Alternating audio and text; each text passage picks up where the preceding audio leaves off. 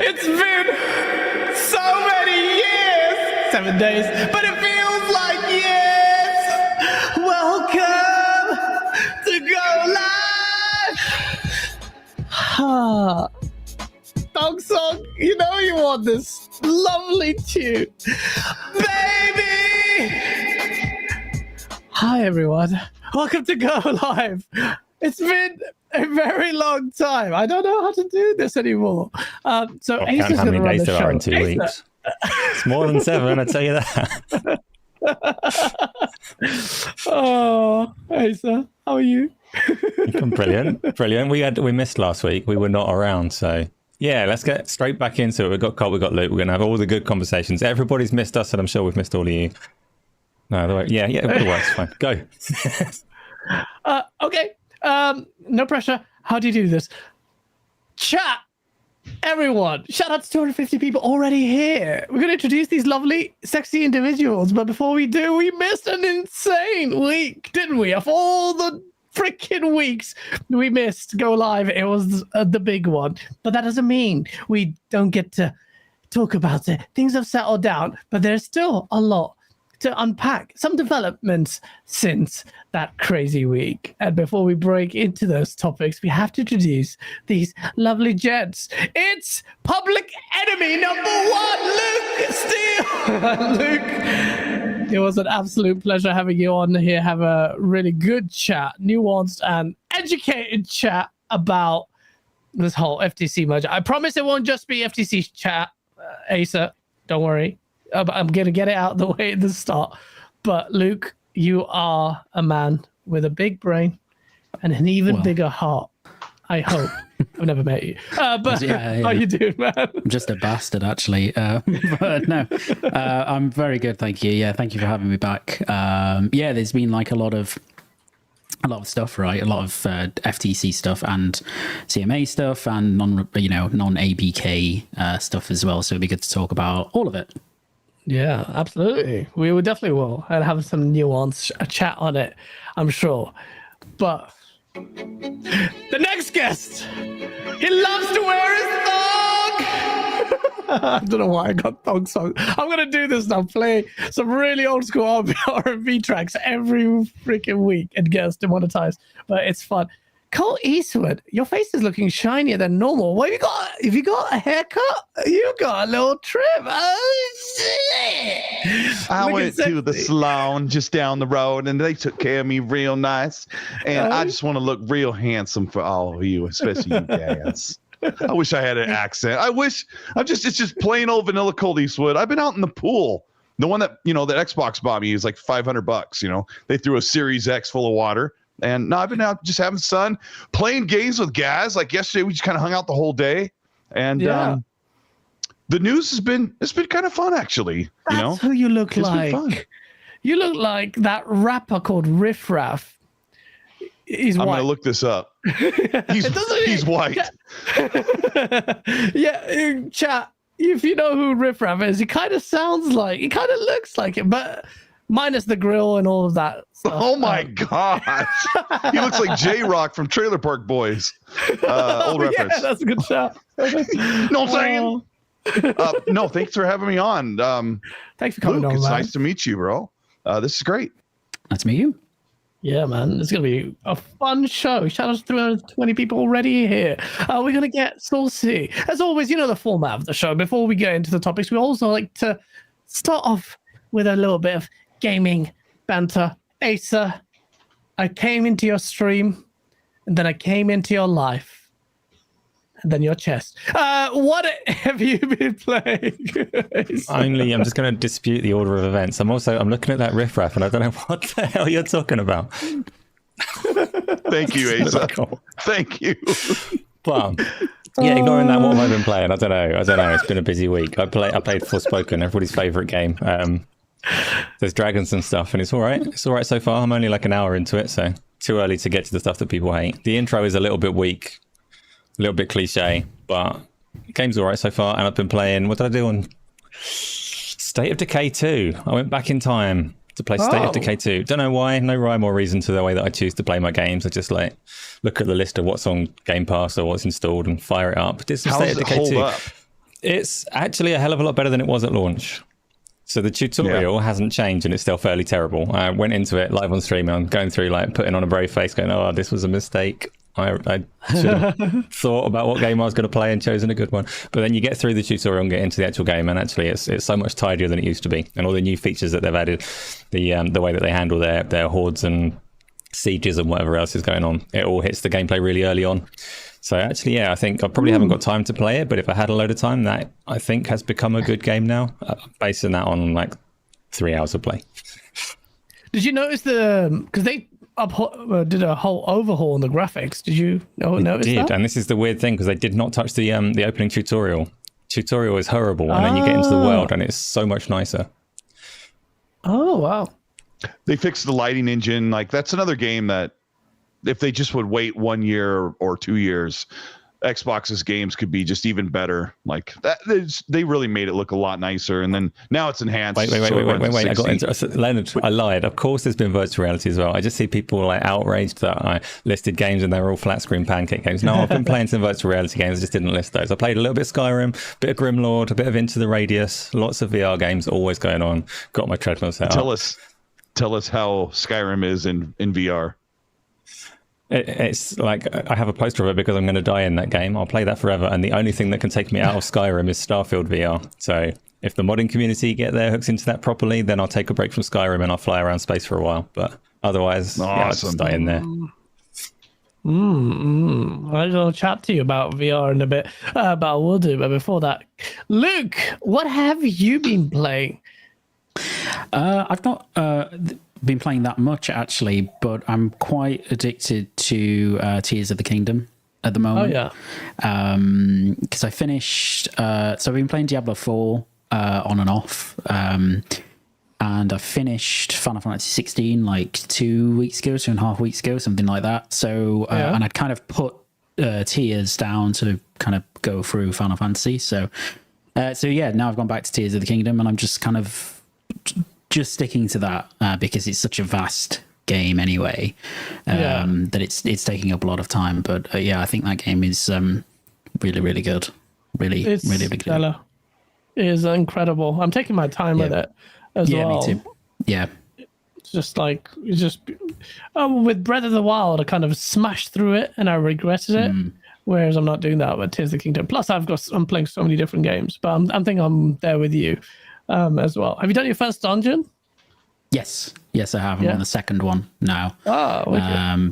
But I think that they're kind of a massive improvement as well over Breath of the Wild, which was a weakness of that game for many people. Yeah, as well.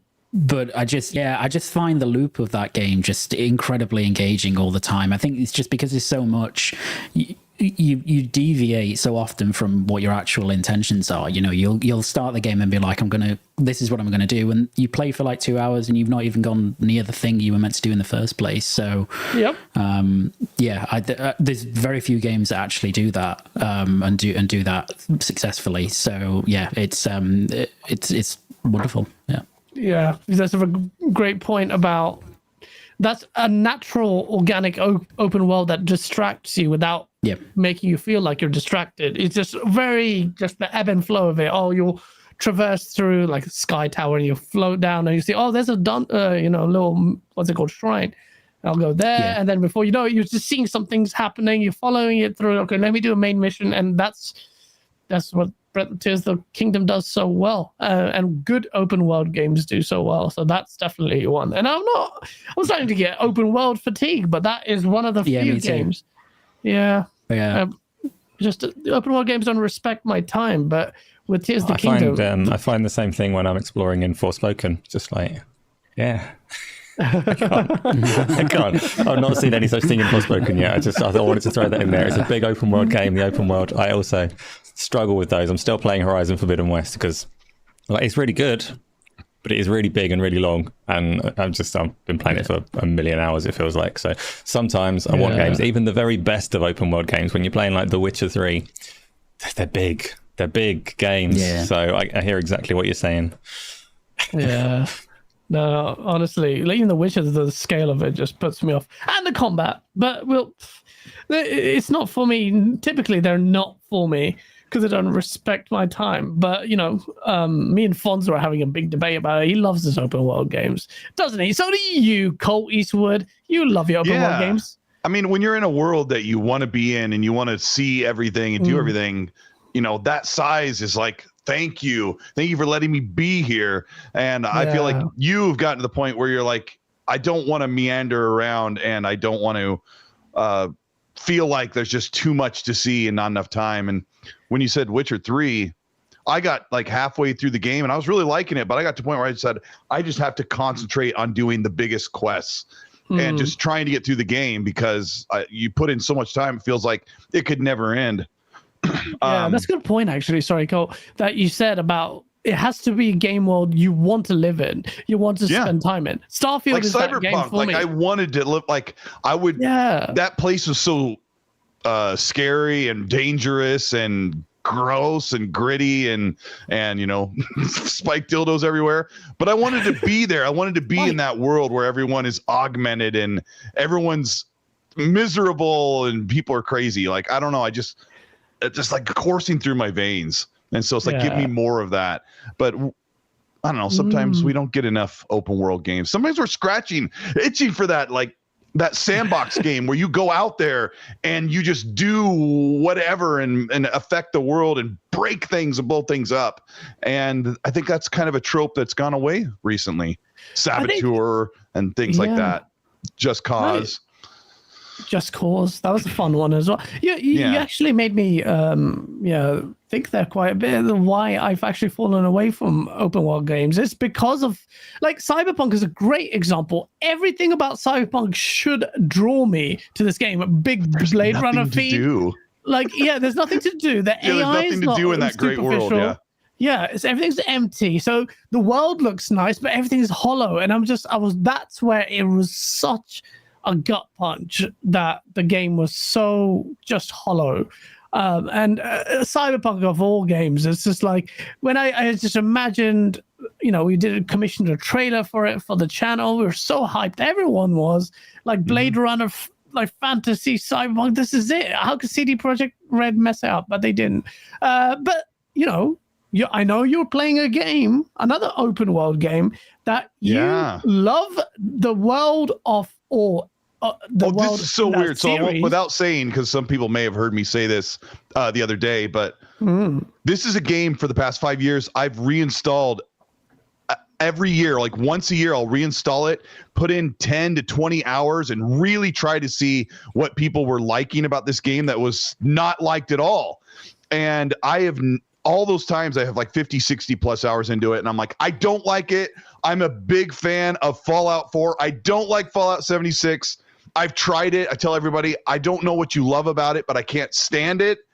Yeah. And I picked it back up on PC and started over. I'm like, okay, I'm just going to try and figure out how the game actually works. I'm like, oh, okay.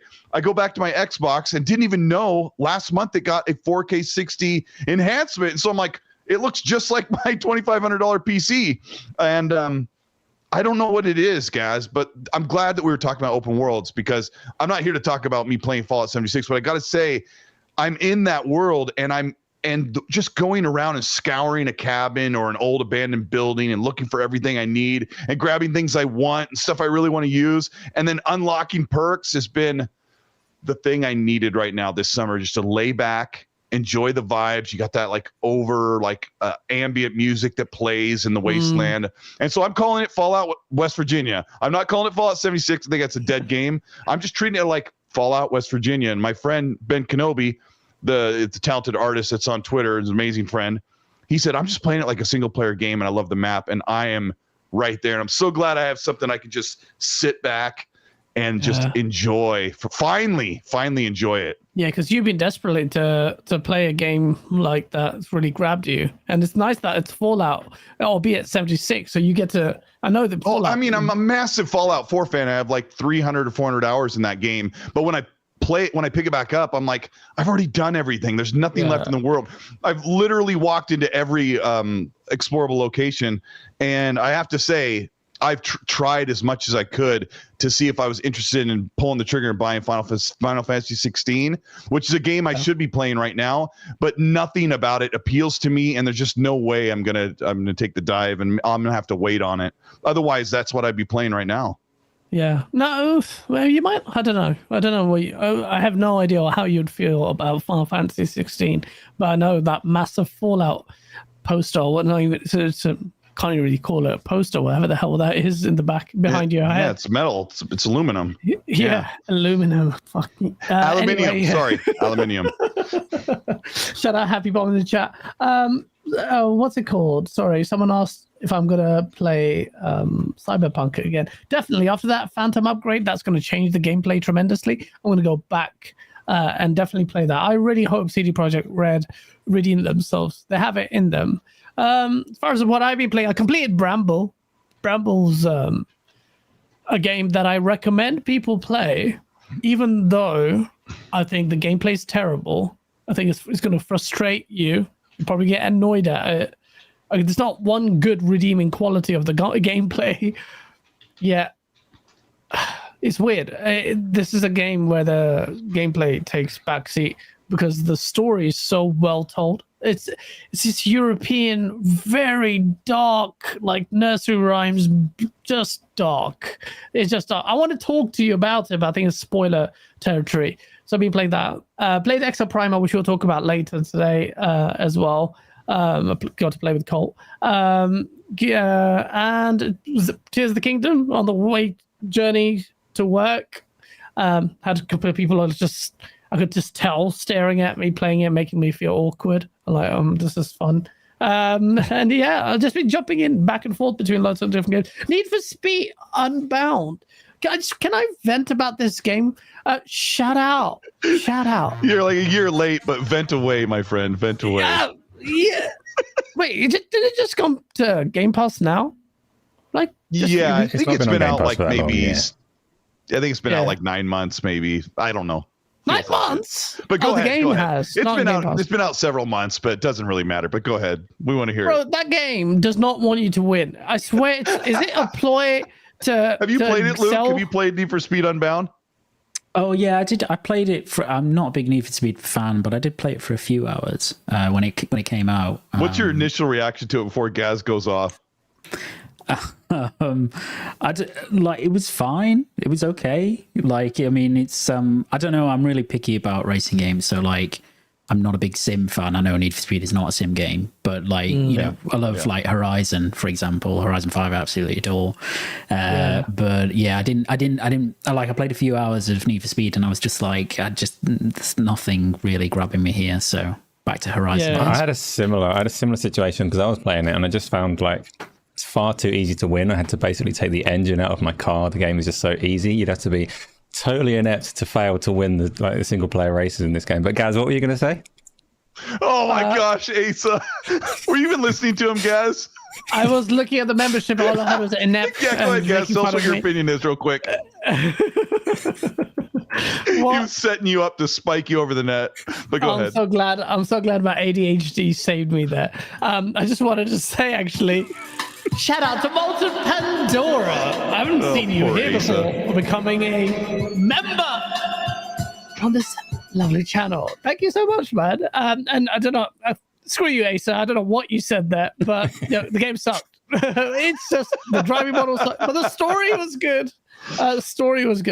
I'll tell you one game that I played after making fun of it for a long time is Gran Turismo 7 VR mode with the steering wheel and the PSVR 2, and so thoroughly just impressed with just the tech and the experience. Like I'm not gonna lie, like it elevated what I think is pretty bleh racing game to something really special. All I could think of was Forza Horizon in this thing would be incredible. The next Forza Motorsport probably will be incredible. I just want to play Forza Horizon in this mode. Microsoft, just do it on PC. I really wanna have that experience. Now I get it, Asa. I get why you always make fun of Yes, the pancake second racing name on games. my petition at last. I get it. I really do. Is it stereoscopic 3D and you have the full head tracking? Yeah, man, it's crazy. You can look into your dad. It's just, bro, I'm telling you, like when I was like braking, I felt like it was my brother bought it, and I tried it out, and my brother sent me a video of my dad doing it. My dad hates video games, and him just giggling and just like having fun, and he's just like fully in there. And my dad drives like an old man, but in this game he forgot what the brake was. He was just you can just see him giggling, and it was so nice to see my dad have that experience with video games. It's very hard, almost impossible for my dad to admit he enjoys video games, but he couldn't deny it there. So why haven't you bought a PSVR 2 then? I might do, but space, and I would definitely get a racing wheel. But the problem is, I want to play. I'm not shitting on Gran Turismo. I just think it's so dull as a racer. I found it so dull. It's like, even the sound is like. Apparently, the sounds were improved in this game. It sounds like a vacuum cleaner to me, man. Yeah, that's been their sound has been their problem for a long time. I just don't. Maybe I need to go like the super fast races or something. But it still would be something I would play. Because you have to be in the mood for it. I did feel a little bit like queasy, like you do with VR, but it was so good. The trade-off was it's such a good experience. I would tell everyone to at least try it because it's really good. And I hope, and I feel your pain. In fact, Asa, I don't even want to invest too much emotion into that because it's a bit of a loss leader, that one. I don't know if Microsoft has an appetite, at least on PC. At least on PCs, I can play Starfield or Elite Dangerous. Well, I can play Elite Dangerous now on PC with VR. But yeah, I believe now. I believe in the tech, but I completely doubt the PlayStation VR 2's in terms of value.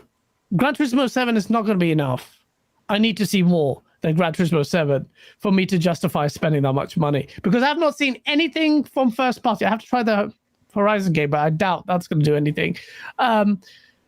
I just need something big. Like, you need to do something, Sony. The pressure is on with VR, and I don't think additive experiences will be enough. I want something from first party that says we've really tried. And if we're not going to get that, I don't think I'll miss out massively without it. But I did enjoy that VR experience. But I will say not so much that the pancake is redundant, Asa. I think I will enjoy pancake as well. See, this is a funny thing because I talk about pancake games, but when I was talking about the games I've been playing, there's always loads of pancake games in there. I've never met anybody that doesn't like pancakes. I'm not actually being like really derogatory and dismissive of pancake games. I just like VR a lot. Yeah. No, honestly, I feel you. Every time I tried it at your house with that racing wheel, and that was when you're like, oh crap. Like, you actually feel like about to crash your car. That is a emotion that you feel can only happen in VR. But yeah, I really like that experience. I still think GT7 is pretty poor compared to Forza. For me, just the way the game is, and I loved Gran Turismo. I probably spent most time in that racer more than any other racer when I was a kid, GT1 and 2. But yeah, a long time ago. It's a long time ago, and really GT for me is kind of fallen away. I'll try it again, but there's too much to try. I'm more excited about Forza. I want to see a bit more Forza. You did a great video on Forza, and after that we got some interestingly, Fliggeron in the chat is saying the esports scene Forza is non-existent, and I don't know why, because I've played Assetto Corsa a lot. I've played a ton of Project Cars 1, 2, and 3. I played Gran Turismo Sport. I've played the other Gran Turismos, and I don't understand why Forza isn't in that scene, because especially like Project Cars was really big on like the esports sim in a set of course. And I don't like the way those games feel. They feel sterile. They don't feel realistic. The way the car doesn't feel proper. But I hear the opposite when people say they don't like Forza. They say, I feel like I'm on ice skates. The cars don't feel real. I'm like, I don't know. I've driven a lot in my life, and I play Gran Turismo Sport, and I'm like, this feels really stiff and just sterile. And then I play Forza, I'm like, this feels like I'm in a car. Yeah, 7 feels like that to me. I mean, maybe it's just different horses. Were you playing Gran Turismo Sport or Gran Turismo 7? Yeah. It does. It feels very sterile. And when I was playing Sport and then I watched a bunch of footage from 7, I'm like, they're identical. I know what they did was they just expanded and made a full new game. I want to see. I'm a bit concerned about Forza 7 in terms of the jump between the last Forza game and this one. But the reason I say that is there were bits in your video actually. I think you were swapping between the games, and I was like, can't you tell a massive difference here? Like you can. I can show you Forza Motorsport 7 from 2017. I can show you clips that I've recorded from my Xbox. That some of the shots look better than the new Forza Motorsport shots, and then vice versa. Like it just depends on. Somebody can show you a screenshot from any racing game, and if it's just a noon shot in the middle of the day with a clear sky, there's nothing really that's like, oh wow. But if you get that like nice glowing volumetric light at the end of the day, and the shadows are long and all that stuff, and then the light reflects off the cars just right, it's like wow. Because even my wife, when I was setting up my footage and doing my thumbnails, she's like, ooh, that one looks really nice. I go, yeah, it's like a late day. The sky's like exploding with napalm colors. And it's a 5-year or 6-year-old game. And it's like, wow, it looks amazing. So games always look great. But I've played so much Forza. I love the feel in Forza Tech. It feels like a real car. And I know people are saying it's a simcade. It's not a true simulator. It doesn't do all these other things. It's like, maybe figure out what matters most to you, but the feel of the car, the physics, the real weight, the tire compounds, all those things, that's really important to me, and I have a whole setup for it, so we'll see. And I think that to the question that you were answering about why is Forza not in these esports circuit, I'll be surprised after the next one, considering all the things that it's touting to do. They're pushing more of the qualifying, and they haven't really pushed on qualifying and pit. Like you can play the whole campaign without really pitting your car, and they kind of like they've always made the game that way, so it was more accessible. But then again, I've played Project Cars, and all that other stuff is like, oh. Man, I got to pit my car and like, but people love that stuff. So it's just down to what you want. There's all different modes. So I'm sure they'll let you pick and choose. I saw a lot of controversy about the fact, or not controversy, it's the social media. So a lot of people will just enhance the noise. But in terms of Forza not having drift, drift and drag racing. And I covered that in my video. And the drift mode, the drift circuit and the drag racing was something that came season 2 a year later in Forza Motorsport 7. Yeah. So I can see people are saying, hey, that had it all then. And I think for Turn 10 spending 5 years instead of 2 years making this game, they should have everything ready to go. But they're also trying to make seasonal upgrades where they get everybody playing. They already showed us. He showed us a small sliver of this campaign that looks like you could just spend the whole time playing that. I don't know. We'll see. I'm not worried about that. It'll come in season 2. Will come back later, like you did with Forza 7. There seems to be quite a lot there. What about Luke? I don't know if you're a massive car guy, but have you heard about the campaign model that revolves around? Maybe Cole can help us here. You're supposed to. They want you to get acquainted with one car, upgrade it, and then like progress. Now that could be a double-edged sword. That could be really good, or just something that people find annoying. What do you think about that? Have you known about that feature? Yeah, I think that's interesting. I don't know. I think until I see how it will work in practice, and really until I get my hands on it, I don't know what I'll feel about that. I played like, even though I'm not a big sim racer fan, it's funny because all the talk about GT7. I've played quite a lot of GT7 because I picked it up on sale purely because I wanted to see it in VR well before PSVR 2 came out, and secondly because I really wanted to see what it would look like, you know, visually.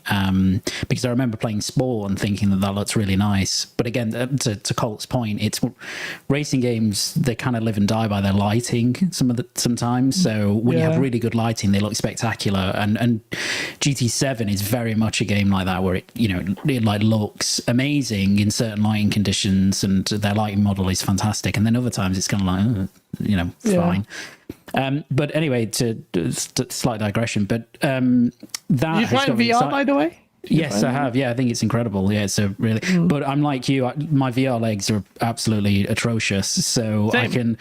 I can get through like a couple of races now without needing to have a break, which before I could only really get through one. And then I was like, right, I can't. I need to have a lay down. Take a shortcut. Take a little travel sickness tablet. I was the worst for motion sickness when I started VR. And I could do Gran Turismo forever now. They're harmless. And I'm taking up tablets. What is this? You take the morning after pill. No, that's like a lot for getting into gaming, right?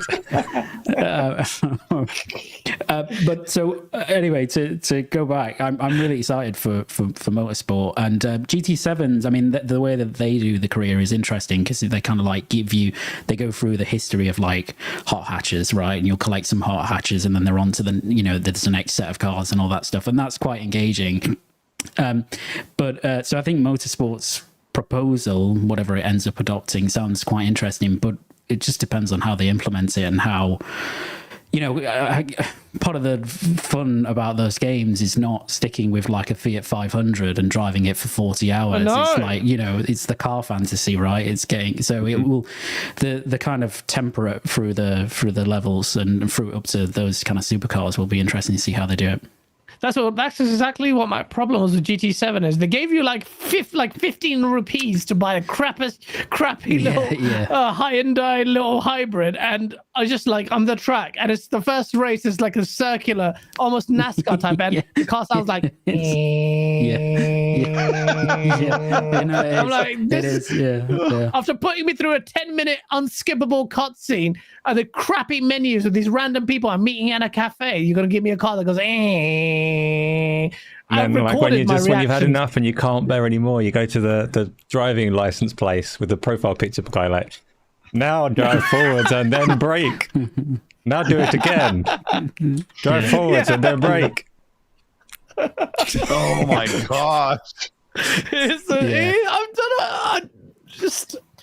so bad. I feel like it doesn't have, like, it's weird to say Gran Turismo's getting a movie because it's such an iconic game, but the soul of the game it's just sucked away for me. And a very brief playthrough. The VR changes it tremendously. It elevates the dull game to a really good, like, enjoyable experience. So imagine Horizon in that. Microsoft, just listen to Asa. Do VR on PC at least. But yeah, that's Forza. That's GT and Forza. I do think you're right, Luke, about the fact that the execution of that mode. But part of me is really excited if they give you the right cars. Like, it is always good to build. The idea, I'm sure, behind them doing this is for you to build a bond with your car. And this is the thing, like even like take a Honda Civic, for instance, like with a VTEC, if it gets you to really, because they have these other mechanic, don't they, Colt, where the game tells you how you, like, micro performance things, right?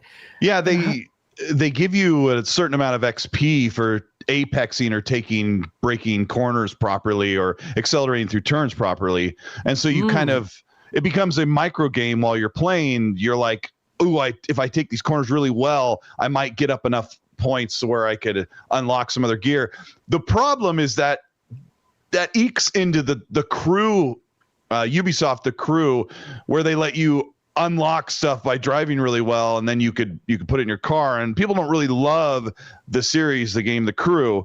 But one of the great things that we fell in love with Gran Turismo way back in the day, because you did start, I literally started with the exact car my wife had when we were first married.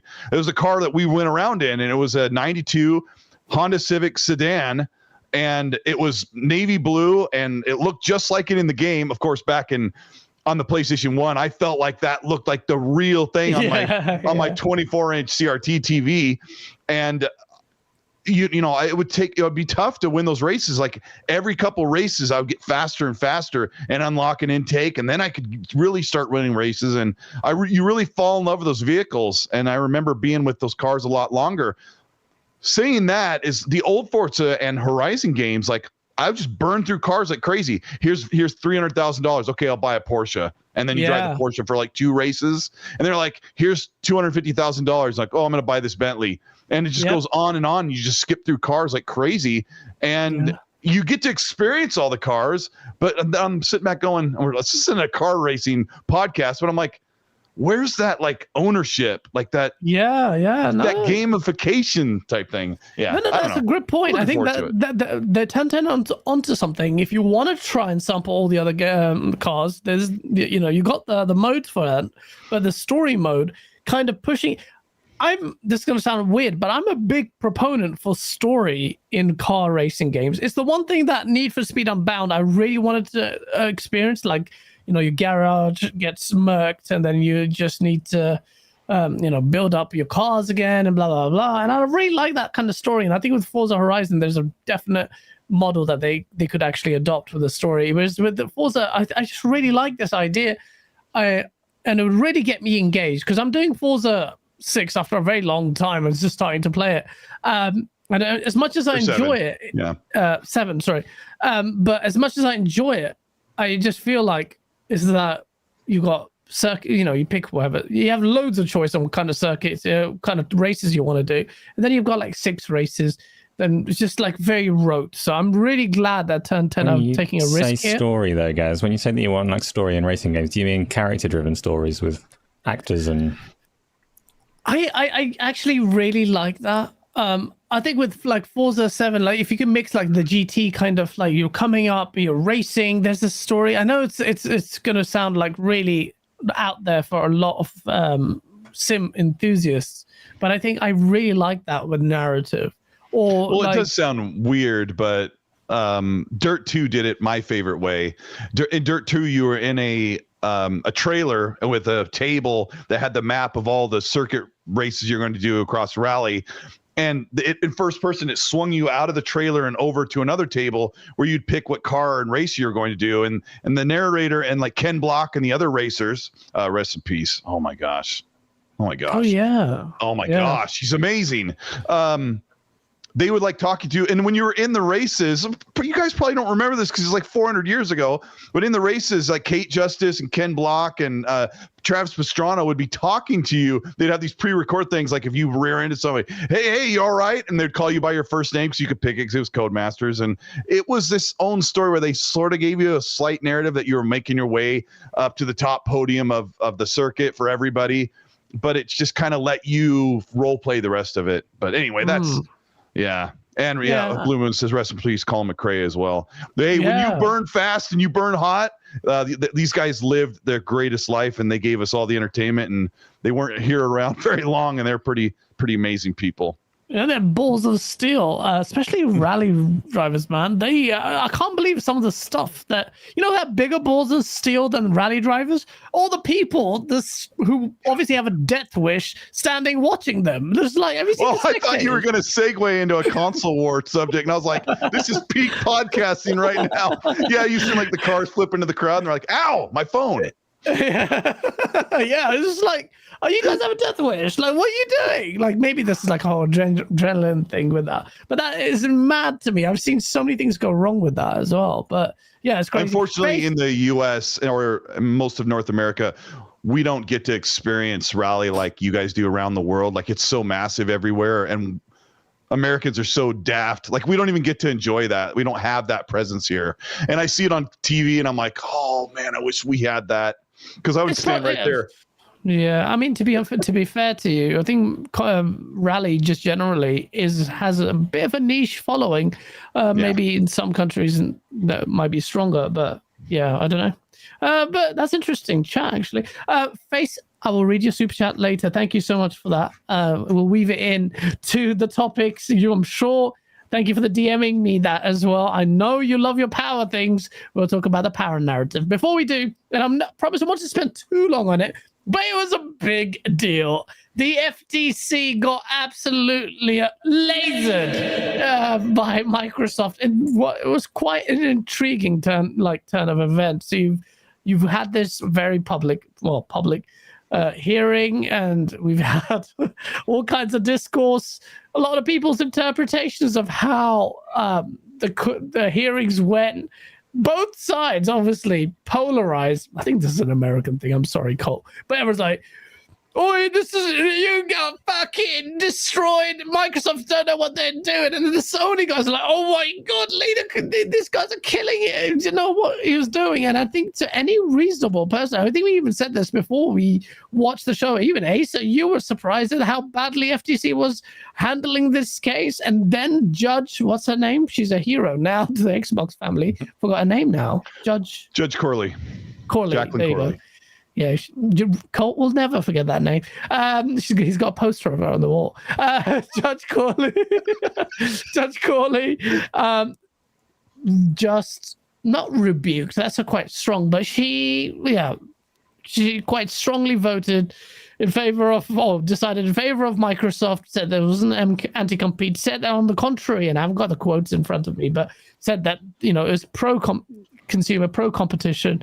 And then an appeal was filed, and not unsurprisingly, in my opinion, the appeal was denied. Not the appeal, but the what was it called? Luke, what? Correct me. The legalese. It was the injunction was denied. So now we've got a hearing in August, 9th of August or something. I don't even have the date, but ultimately, Microsoft have come back. This has changed so much. And then Luke Steele, when we did this podcast a few months ago, we were espousing a few things. First of all, you need to get your flowers for this. And I don't think the internet is ready to understand it, but I will bludgeon the point and force feed that like an old Pakistani auntie feeds you samosas.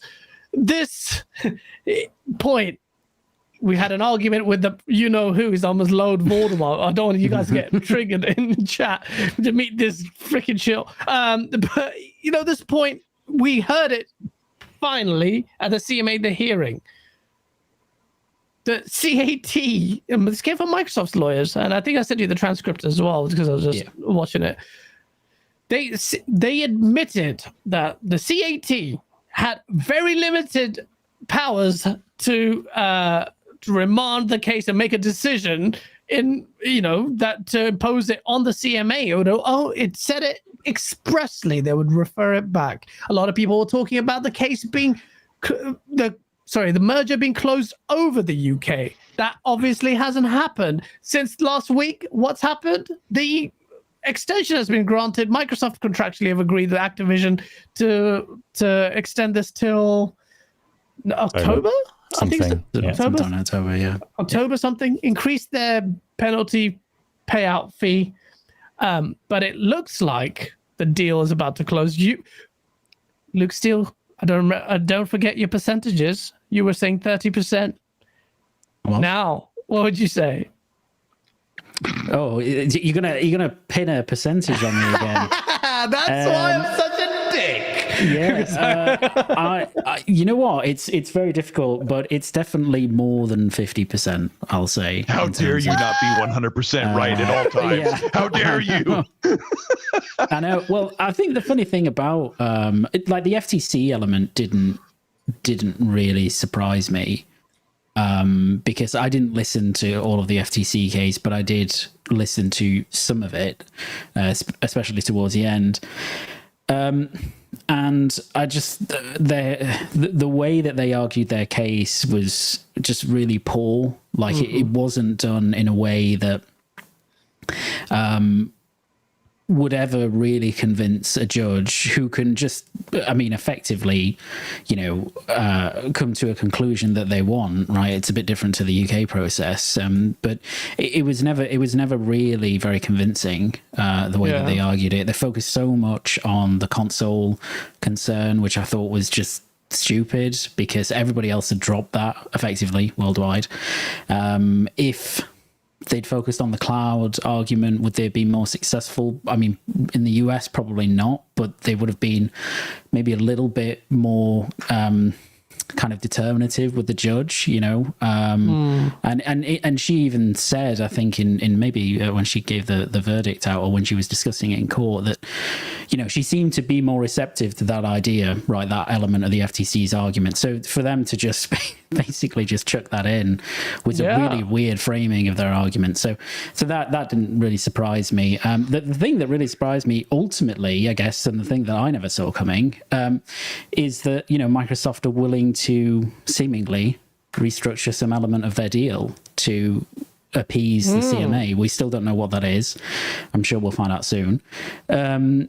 But it's strange. It's been really interesting, all the developments that have happened in the last. We did say that it's unprecedented level of this deal you're going to get. And can I give myself some pats on the back? I kept saying, look, what if the whole point I was saying, and I kept bringing it up, the basis upon this was, can they have a conversation after if something, and this is the only thing I was looking at the Enterprises Act for, then I gave up because I was actually doing law work at my non-mergers and acquisition stuff. But I was trying to find where the CAT actually, in fairness, could, because the deal morphed beyond what it actually is originally was, and this is what the CMA contended in front of the judge, basically, that the deal has fundamentally changed to the point where that mandates or necessitates parties sitting down and negotiating. And this is the only thing I was looking at. I'm like, if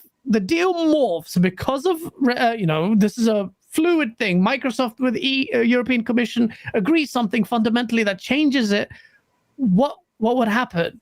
But Luke, is this unique? Like the CMA doing this? Is it quite unique? Because I don't. Yeah, it's not even. It's not the CMA doing this that's unique. It's Microsoft doing this that's unique. Usually, I mean, the point was, and the CMA have reiterated that, and we talked about this before, and this is the point I made, which is that when you've done your final report, and you've reached the conclusions that you have, the point around remedies, right? Someone coming in after the final report and saying, oh, well, what about this remedy? What about that remedy? The time for that has ended, right? In terms of statute, that's it. So there's no consideration beyond that. Now, that can have an impact on the final order, which is, I mean, we'll probably touch on that, and it's something the CMA have talked about. But that's it. But what basically never happens is that the part, Microsoft in this case, the party come and they say, actually, irrespective of the final order and anything like that, we may present to you a new deal or a new variant of the deal or something like that fundamentally changes your assessment of everything, and in fact means that they need to go back and reassess this from stage one. And we'll get to, again, I guess, what that means. But that's the thing that's really unique. That just doesn't happen. But it's a testament to Microsoft's, two things really, I guess. One, their desire to close, right? Want to complete the deal, that they're willing to do this. And two, I guess as well, like an appreciation of, well, we don't want to go to war with the CMA about this stuff. We want to try and get them on board, which is the point you and me have always made about, like, it's just nonsense to suggest otherwise. So, so, I mean, where it goes from here, don't know, but it's really interesting anyway, and it's certainly very unique.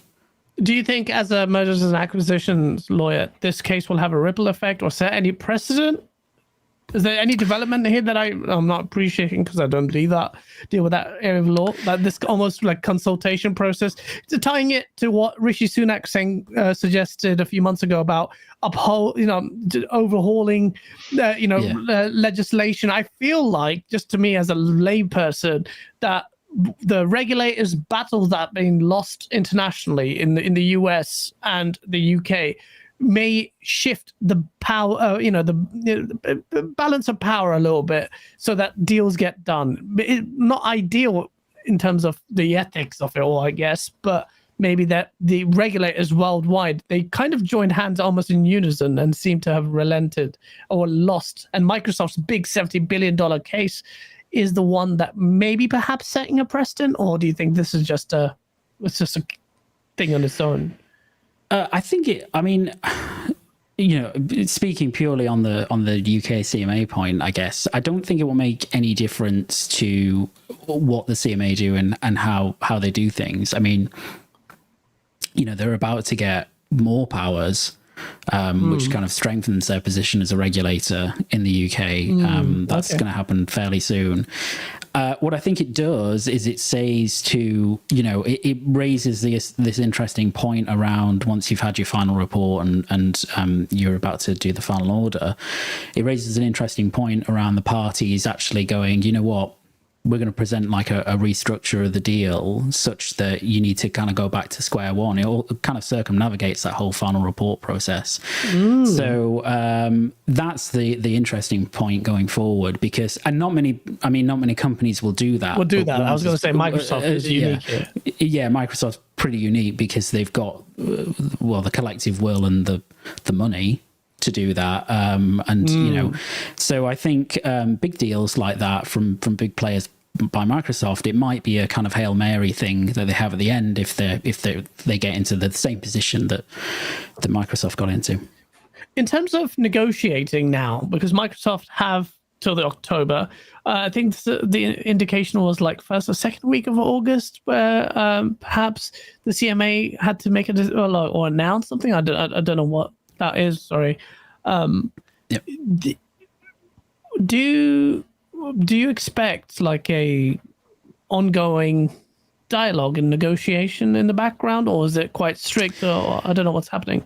Yeah, it's interesting because I think to be honest, I'm not too sure how they're going to do it. It seems like, if you listen to Sarah Cardell, who's the head of the CMA, she's been on a few news programs, and even if you listen to the CAT hearing, right, the onus at the minute is all on Microsoft. Yep. There's not really a dialogue as such going on between them and the CMA. It's more that the CMA are waiting for whatever this proposal is. Meanwhile, Microsoft are also contending stuff about the final order in relation to the old deal, let's put it, the one that we're all aware of.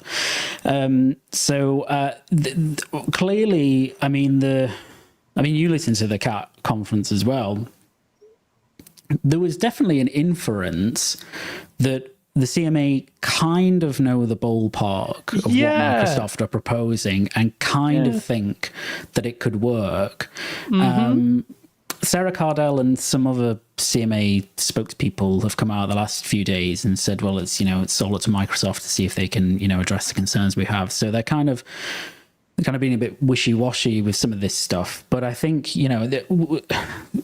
they'll present whatever this thing is, and then I think the timeline for the CMAs that they thought that they could at least make a determination by the end of the first week of August around, okay, what does this new proposal do to the current final report and the final order that we're going to make? Not necessarily what does it do to a fresh deal assessment, but what does it do to that final order they need to make by the end of August.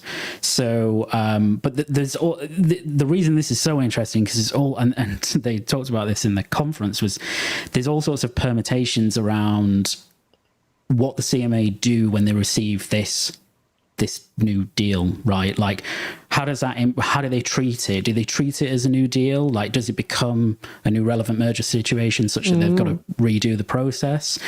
Is it a variation just of an existing merger situation, i.e. an existing deal, and what does that do to the final? Like, all these permutations come out of it, which are really interesting. So that'll have a fundamental change on impact on your work. Obviously, this kind of level of mergers and acquisition and blocking is very rare, like you mentioned on our show last time. But still, like, I think it'd be nice to see that in the Law Gazette, like the Microsoft case, and what it means for setting precedent.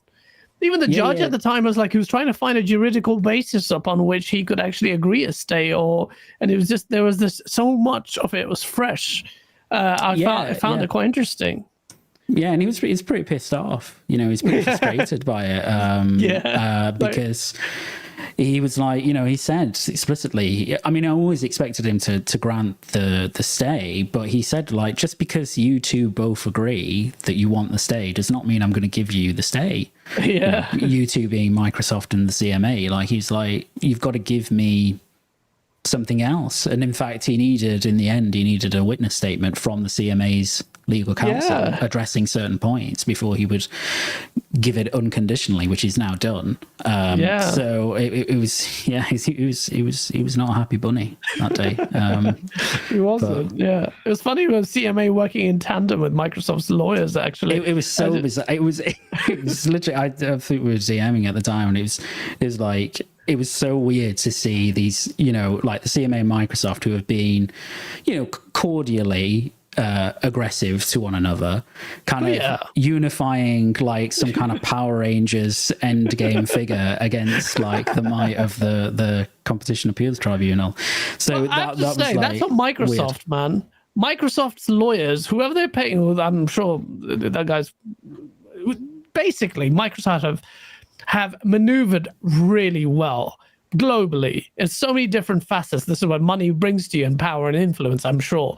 But they've got CMA to listen. FTC was always a joke to me. The American process, I've said it before the hearing, like it was a done deal. Like I knew they were going to lose. I said that before.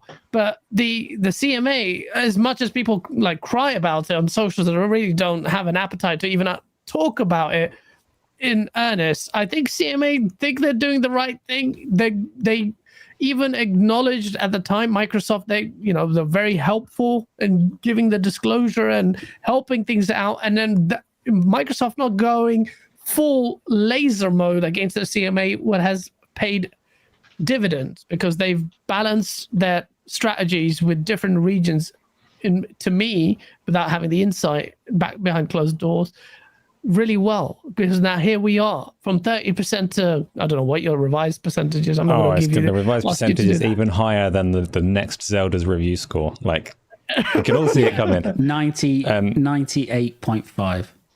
Yeah, there you go. Just about higher than a Zelda game. The things that are going to happen, that's going to happen. The CMA will agree in the near future, whatever they're going to sort out. It'll all go through worldwide. In about 5, maybe 10 years' time, the European Commission will try and sue Microsoft for anti-competitive behavior. They'll make sure that the Xbox app is not pre-installed on Windows PCs, and they'll give them a little fine. And life will move on, because that's a typical Microsoft punishment. That's what will happen there. Won't matter. We're going to end up in this situation with the Microsoft cyber soldiers and the Amazon drone armies having laser shootouts in the street, but we'll get our Call of Duty on Game Pass, so that doesn't matter. The question, though, and I don't expect any insight or actual answers, because we don't have, like, even you, Luke, as a lawyer, you won't know the answer to this, but do you reckon there's any chance that whatever restructuring takes place, the end result is going to hurt UK gamers specifically? Like, they're going to miss out on any feature of the deal or anything like that? It's possible. But yeah, I mean, the rumor, right, was that they were going to divest their cloud service in the UK effectively to a third party.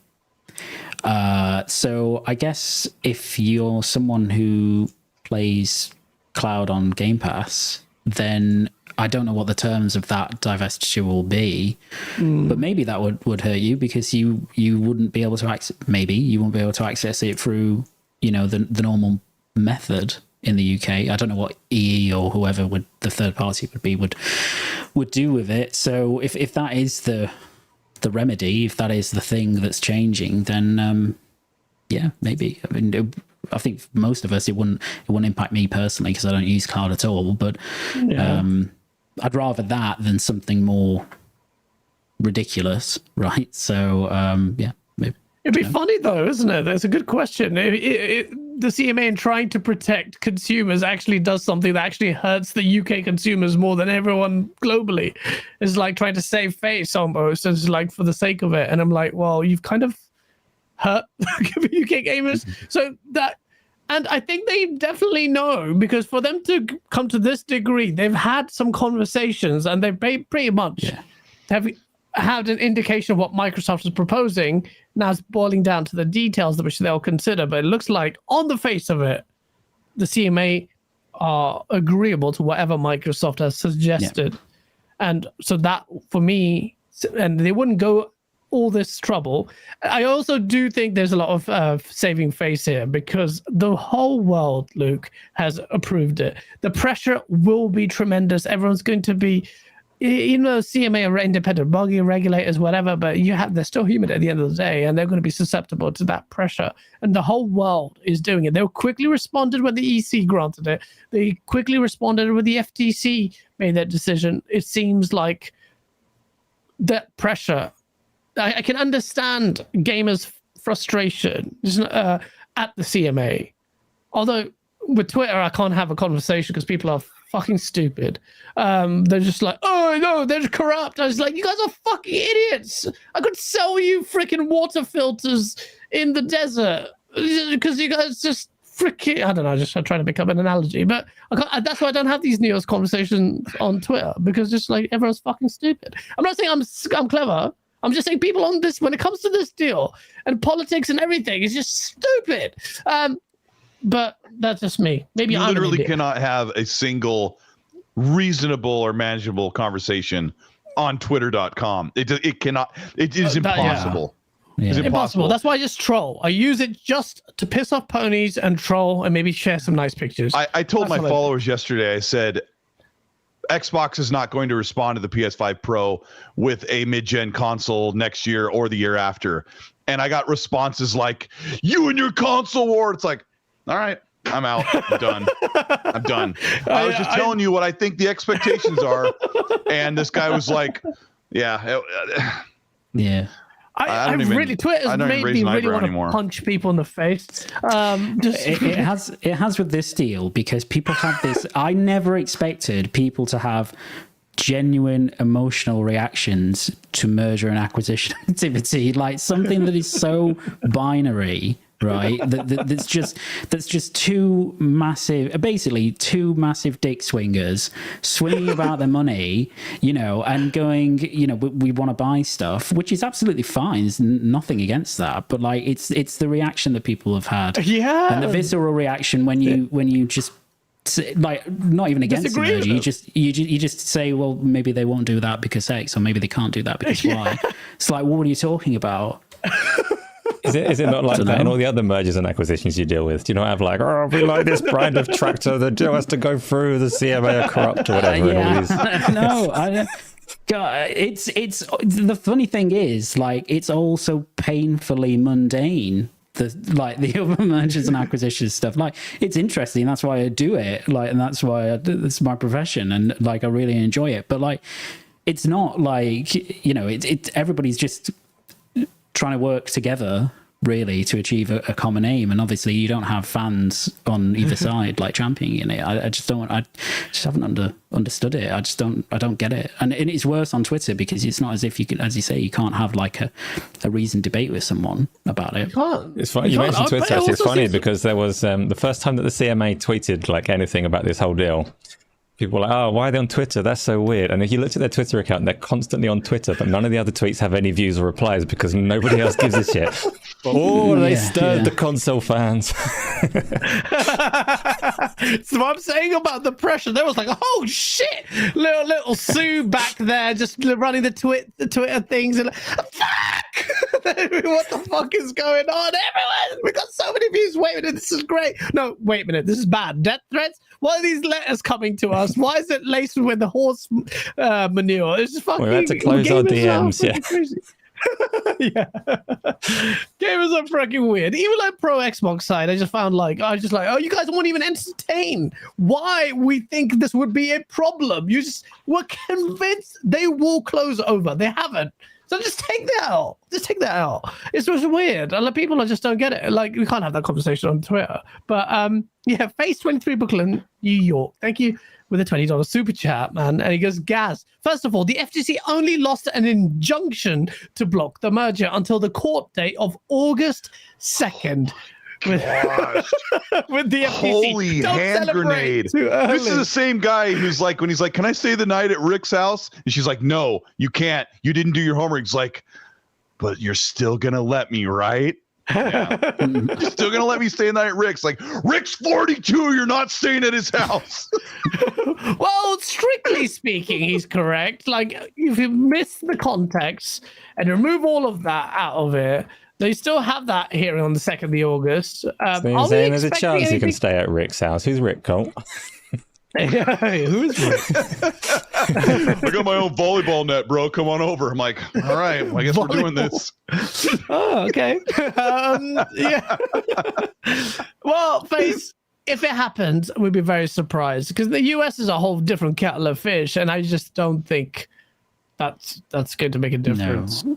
Yeah, I think it would be strange if the FTC carried on at this point. In recent memory, I can't remember them losing effectively 2 injunction appeals and then also trying to continue blocking the merger.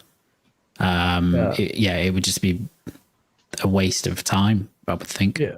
Yeah. They have to save face. They have to show a little bit of save face. They have to just show a little bit of humility because Alina Khan's getting rebuked in Congress, and she's got a 0-4 record, which is terrible. They didn't have, unlike the CMA, the FTC didn't engage in discussions, had this very bullish attitude about, we're just going to block this deal. You're $1 trillion company. Here's more taxpayers' money. We ask for more money, get denied, appeal, which was always going to be uphill, lose the appeal. And then you still want to persist. It just shows, I just don't see that happening. So, they got to kind of position it to look like it was partially their idea to go ahead and let it go through, which they've done a little bit of that already. Yeah. I mean, in order to look like they're watching, and I'm not trying to be like absurd about it, because they have to posture this like they do care about the consumers and the market in the UK, and that they weren't like throwing that all out the window for a political line or an agenda, which is only partially what they were trying to do. Like, they're trying to stop big tech, and I get that, but at this point they have to come to the agreement, kind of like when you just come to an agreement with someone you were arguing with for a while, and you just have to kind of say, you know what, I see where you're coming from. I love Final Fantasy games. What was I thinking? No, but I think that's part of what they need to do. They need to make sure that they look like they were watching out for competition, that competition could flourish, and that this was good for the consumers, and that market could grow if Xbox is actually surviving and not completely dead in a ditch. And there you go. I think, what do I know about it, right, Luke? What do I know? That's just how I see it from the outside, and I've got to be somewhat right somehow.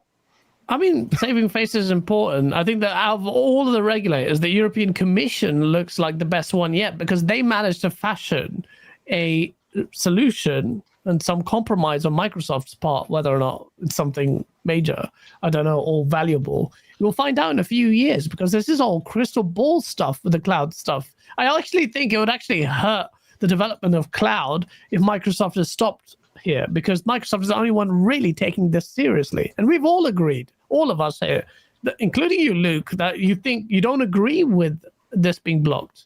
You've said this multiple times. People don't listen. Rambling Entertained, thank you for the $2 super chat. And for being a member for God knows how many months, he says, stop playing with the gremlin and give me my sauce. Sauce is coming, ladies and gentlemen. Shout out to, oh my God, 709 people. What? Smack that like button if you're enjoying the sauce. We're almost done with the FTC chat. Spaced Over Kid with a $5 super chat. Thank you. Yeah, no, not forever. Thankfully for UK gamers, Xbox is region free. They can just change their console to a better countries. Oh, shade. Probably, yeah. Black Cobra with a $5 super chat. Hey, guys, so I was thinking Microsoft went back to fix the old COD servers. What if they did that so they can bring the old COD on Switch? Actually, that's actually a sick shout. I think that's why they did it. Or maybe to bring the old Call of Duties to Switch? That would be pretty big. Yeah, I mean, that's what I heard, that they didn't do it just for Xbox fans. They did it to prepare for Nintendo. Yeah. And Nintendo's like ready to announce their new console. I don't know. maybe in the spring, maybe this year. I have no idea, but I'm sure that's getting pretty close. And everyone's like, "Oh, Call of Duty on Switch, it's going to run 2 frames." I'm like, no. Well, I mean, it probably run at 30 on the Switch right now, the older ones, but the Xbox 360 games would run fine on the Switch. I'm not sure that they would bother to put any development into that. It seems a weird choice, but it'll be hard. But shout out to Microsoft. But immediately we're starting to see some benefits. Is it Microsoft?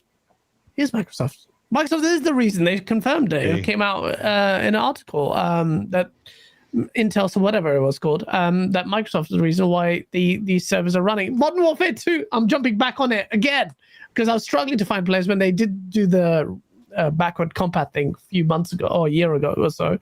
So it's just great. It was so good. You can see on social media loads of videos, like the masses. Apparently, loads of Xboxes are selling. There's a spike in sales on the Xbox consoles because people desperately want to play the old Call of Duty games. And I don't blame them. I was watching TikToks and all these vines of people like all this like dramatic music. They're like, "Oh my God, the menu music of Black Ops is like, it's back." And a shit game. Modern Warfare 2, Infinity War. Switching sides. Their Call of Duty was the best one. Switching sides? What do you mean? That's what they say in the game. Switching sides, and people are using that in memes. Chat. So let us know what your favorite Call of Duty multiplayer one was, or your favorite version of Call of Duty. I'm just gonna say Black Ops 2 was mine. I don't know why, but I just couldn't stop playing it. So we'll just write that in the chat, guys. We'll see what everyone's favorite. Bro, I had so many days of Modern Warfare 2, right? Me and my friends, it sucked our life away. Multiplayer galore in that game. Over 148 tactical nukes. It was an incredible experience. I kept updating my bio every time I got a tactical nuke. And when Black Ops was coming out, there was so much hype. Took the day off work, went to a midnight launch, and it was cold. Had you gone through? Gone through puberty back then? Virginity, you're gonna say, you bitch. I retrofitted it. Maybe I didn't. Shout out, wait. Your voice sounded exactly the same back then. You call. Yes, it did. Yes, it did. Shout out to Shabs for being member for 21 months. He goes, Modern Warfare 2. Thank you, Shabs. You have good taste. He says, Kupo is standard now. Black Ops, then Black Ops Zombies. So when Black Ops came out, I was so hyped about it. I waited like somewhere in Wembley, like for people in London, and this massive shop, Tesco, and there were over 200 people. And it gave me a number thing, and it was number 98. And it took ages, and it was so slow. And I was out in the cold at one point lining up. Came out, I was so ill. I went home, I was so dejected. There's no way I was going to... The next day, I found out there was a shop next to me, had it all along, and no one queued up for it. I went up in the morning, grabbed it. I'm ill on my day off, played the game, and it was shit. I think Black Ops was terrible. I sat there for a few seconds waiting for the textures to load. It was like Redfall, but it was just like horrible. And I just found the game just like it did not do what Modern Warfare 2 did. Infinity Ward were way and always will be, well, the original Infinity Ward, better than Treyarch. But I will play it, and I know people like hold Black Ops in high esteem, which I find so strange because Modern Warfare 2, even though it had some like pretty bad things like one-man army explosions, that was bad. Danger close, one-man army combo, commander from across the map, even though Black Ops had that. Yeah, anyway, I was going to talk about COD for ages, but yeah, it's good to have that back. That was a big part of our gaming heritage, playing COD. So reviving that, it goes to show there's a lot of value. Tell me really quickly then, so the old ones, there's like apparently like 1 million people playing old Call of Duties from the 360 or whatever. Is there actually something like materially better about those games that's been lost over time in Call of Duty? Are the old ones better? That's a very good question. I think a lot of it. I would say the last Call of Duty was focused on gunplay. Like when they first got the game and they first like were born into it. It was big, and then they feel like they can't recapture that. And most of the game is still there. Like, you still have the same thing you loved about Modern Warfare 2, but it's been someone going in on chat for a long says time. Dead Planet says simplicity, and I think that is one thing that I feel like the other games over-engineered it. You can see with Advanced Warfare, it became in Titanfall clone, and it just became a little bit, you get iterative, low layers of fat, and just like, it was just, Whereas with Infinity Ward, I do think Infinity Ward are so talented, the now Respawn studios, that they were ahead of the game. And everything, like even Black Ops Treyarch copied a lot of it, the call sign stuff and everything, even Kill Streak, all of it. But I find the simplicity of it, Dead Planet, you're right. I found it just fun. Yeah, balance may be laughable now, but it was just, even the map design. Maps were always better. Afghan, I still remember Afghan, Terminal. Terminal was incredible. I even had a high-rise one. There's so many good maps. Even Wasteland, which is not exactly the best sniper map, was still fun. They had this different vibe, this atmosphere, and I feel like the latest CODs rarely do that. Even a good example is Modern Warfare 3, where it just turned into something else. Shit ton of maps, no soul, guns was stupid, akimbo, everything was just mad. Time to kill was ridiculous. It's like I was playing hardcore. It was just, it just didn't have that balance. So a lot of people, and Black Ops 2 was really good. Even though I'm not a fan of Treyarch, Black Ops 2 was really good in that regard. So yeah, it's really good, man. Like, it's good fan service, and it's nice to see that community, just enjoying that those old games again. Dead Planet with the $5 super chat. Vintage COD online getting fixed is making Xboxes sell out. Is there any doubt what a massive impact this deal will make for Xbox? There shouldn't be. And I think a lot of people who are downplaying it for ages exposed the insecurity about it when they celebrate it ad nauseum, when they debated it ad nauseum with lines and lines of paragraphs of stuff, even on Twitter with its character limitations. It's going to be a big deal. And I think it's going to be a big deal for gamers as well. A lot of people downplay Call of Duty, Cole. They say, what's it going to do? You were doing this, Cole. And I'm saying, I believe, and yeah, you were saying it's going to be the same shit. I'm like, it's not going to be the same shit. What? World of When did I say Warcraft that? coming just before what ABK would put out? Yeah, my Activision will just function. I'm hoping, and I will be relentless in demanding Microsoft force Activision to review the older IPs, make WoW come to console. Look, I think it would be huge. It would be huge if it came to console. Asa, you're making that face, but it would be huge. You'll see a massive spike. So many people. When I pushed out a tweet about bring WoW to Xbox, so many people said they've never played WoW, and I think the console players. It doesn't matter if they put it on console. It would be huge, and you need like 40 buttons to play WoW. But Jez Corden's convinced, he plays a lot of games like that they could do it. They could put a UI and set it up for controller, and it would be just fine. It'd be great. But is it as sweaty as it used to be? No, but it would be huge. WoW Classic could still do in control. I did it with a mage, and mage has a trillion buttons, and I did it with a controller on WoW Classic. It wasn't perfect, but it was still like. Mage is easy. The problem with World of Warcraft on a controller, it works very well on the controller and has done for a while. The difficulty is all of the healing classes don't work on a controller, so you've got a big portion of the balance of the game is thrown out. A lot of the classes would need revamping. You'd need significant content changes, but what really trips up the idea of a console release of it is that World of Warcraft is a fucking hideous game now for a new player. You can bring that across and it will not stick. The new player experience in World of Warcraft is terrible. It's like time traveling dragons that say which expansion pack do you want to play through, and it's like they'd need to pick a point in time way back in the past, and they'd need to rebuild and restructure the game, or it would probably be more sensible to just build something else in the Warcraft universe and bring that across. Use the name how they want to, but World of Warcraft, the PC behemoth, is many expansions and many years into development, and it's not tidy at all.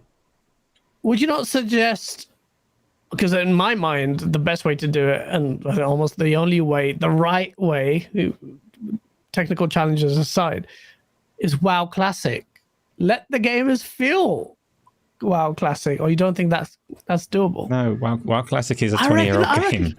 It feels old and crusty. I think people will play like 5 hours of that and then be like, "What the hell is this? Like, what am I having to grind?" Really? Yeah, because like the problem with WoW Classic, the WoW Classic is a product invented purely for nostalgia purposes, right? It's for people like that played WoW back in the day and that are disillusioned with the current game, so they want to go back to how it was because they have fond memories about it. I loved.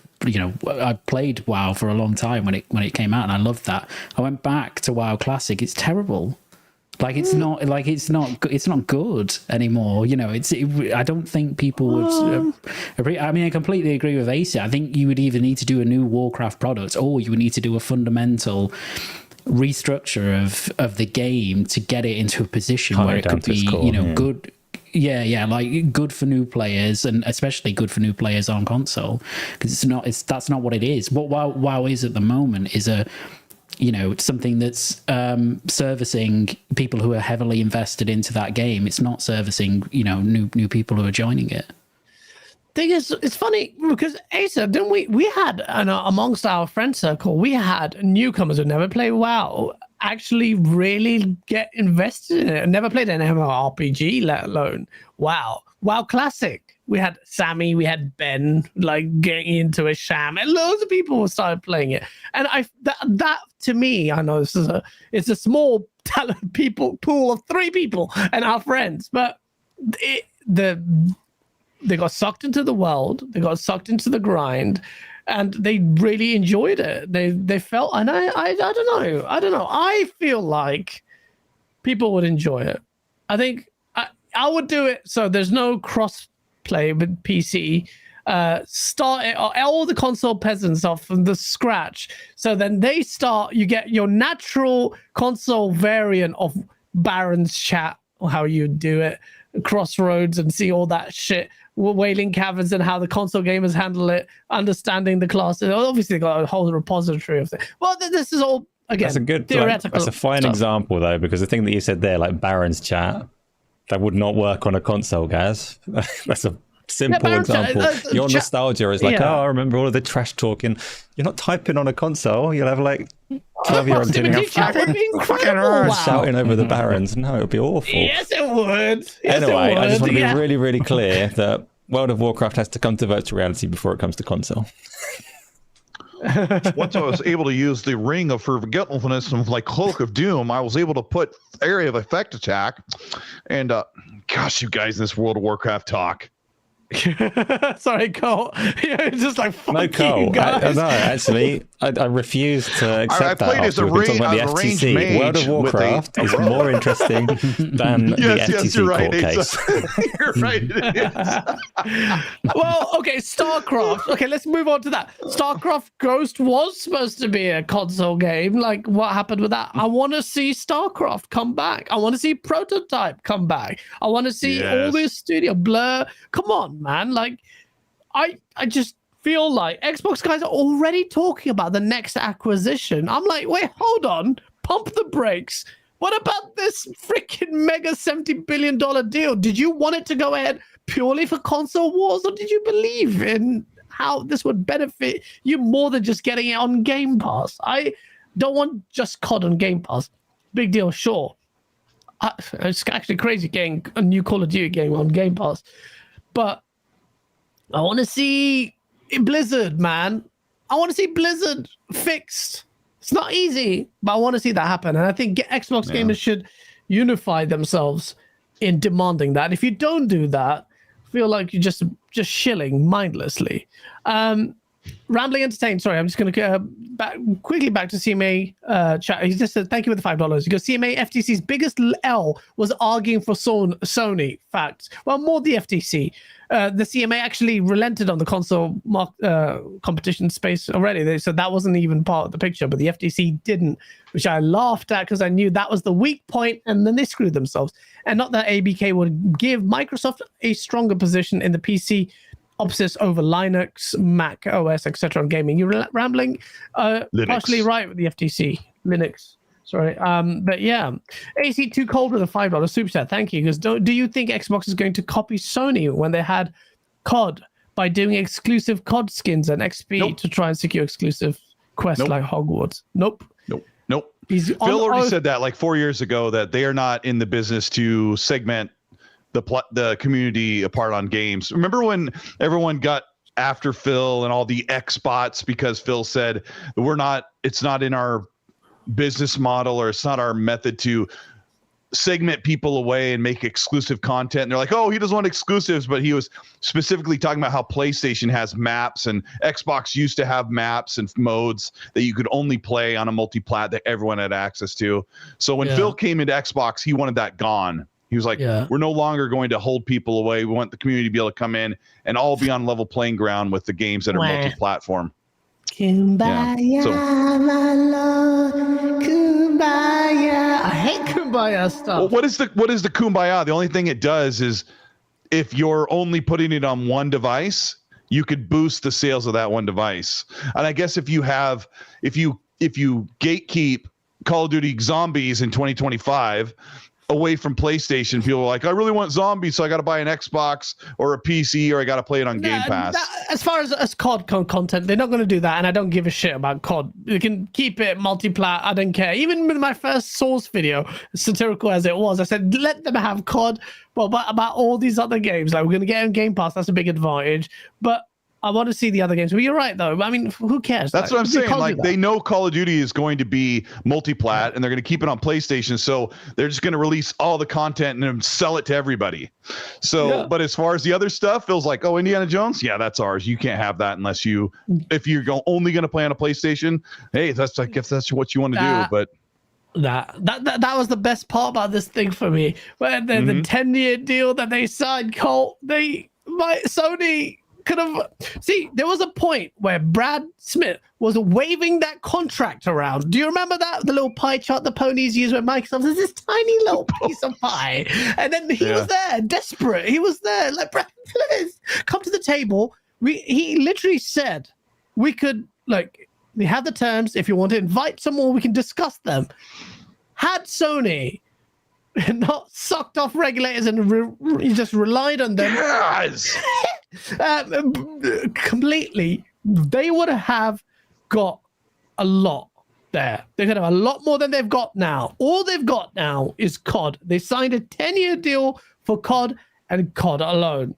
But that moment when Brad was holding that camera, it could have contract. You could have changed the falafels, but the falafels are now stale, and that's all you get is COD, and that's a fat L for PlayStation. But that's the FTC stuff, and we're going to move on very swiftly. It's been tiring. With finally light at the end of the tunnel. October, that's it. Don't throw a spanner in the works, regulators. CMA just freaking accept whatever it is. You're not prepared for the end of season twist that's coming next. God, don't even do that. Invariably, there's going to be something. But, I know. It's just like going to be some crazy that, like, the remedy is going to be so wild. All the fans will be like, what? I don't know what it's going to be. We'll find out. But you know what? How I know the deal hurt our galloping brethren? That day, this next game, Spider-Man 2's trailer came out, and I'm seeing the reactions like this is the second coming. Like, what is this? Like, okay, they must have shown something really incredible. And they showed Spider-Man 2's trailer, which barely had any gameplay, which shouldn't surprise me because PlayStation guys love cinematics. So of course they would love this trailer. And they showed it off, and I was like, okay. I see this, like, the guy, the ginger chap. What's his name? Harry? What's his name? His face looks weird. And then Peter looks weird. It just looks weird. They all look weird in this. They all look nice. It's not a big deal. They all look really, really nice. Like, nice? I don't know. They just look weird to me. Like, they just look very nice. Like nice? A Hallmark drama TV show. I don't know if anybody gets that reference, but like, just like the Look Good Miles, Witch. Like, man. What they do to my boy? Well, I haven't actually played Miles Morales, but I don't know. They just look really, really nice. Like even the villain looks like a really, really nice person with weird hair. So I saw all the console war in the chat. No, the villain looks cool. The villain looks cool. I'm kidding. I mean, look, if you like, Peter Parker in that suit looks like a freaking clay man. It just the facial expression looks weird. But ultimately, you should have Asa pause it on the faces. Yeah, but generally, like the story and comic book guys love it. I can see that, like just the freaking comic book nerds. But like, I like comic books. I'm just starting to get into them. But this didn't do anything for me. Obviously, there's not much gameplay. Mary Jane looks old. Like she looks like he's Peter's mum now. Like what happened to the face? Do you know like, what's weird about Where's that? Is Aunt that's May, correct. Gaz? Like, don't ask for story spoilers, Cole. That's the weird thing though, because the Spider-Man obviously they changed the actor for Peter Parker, right? The motion capture actor between the release of it and things. But he was, oh god, what have I just pressed? I don't know. He was older, like he looked post-college, and then they reframed him with this different actor, and he looked a lot younger, and it was a bit of a shame for the story. But then they've introduced Harry as well. He was better before. Who's also younger. So it's a shame for me that they've gone in the wrong direction in that sense. I haven't played it with the new actor, to be fair. I played Miles Morales, so I saw him around in Miles Morales, but I haven't gone back to Spider-Man Remastered and seen those changes. The trailer that I just played, I hadn't watched that of my own accord, because it's one of these games where I'm going to get Spider-Man. Why would I need to see the story?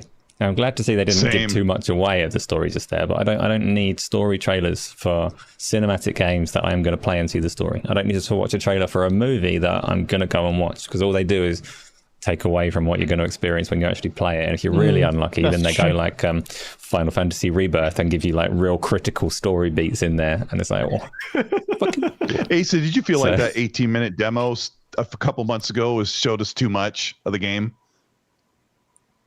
The 18-minute long demo where I felt like why are they showing us like one of the biggest set pieces in the game? Like I'm going to buy Spider-Man and Spider-Man 2, and like I wanted to like start that mission, and then it happens. And when I get to that point, I'm like, yeah, I already watched this like 9 times.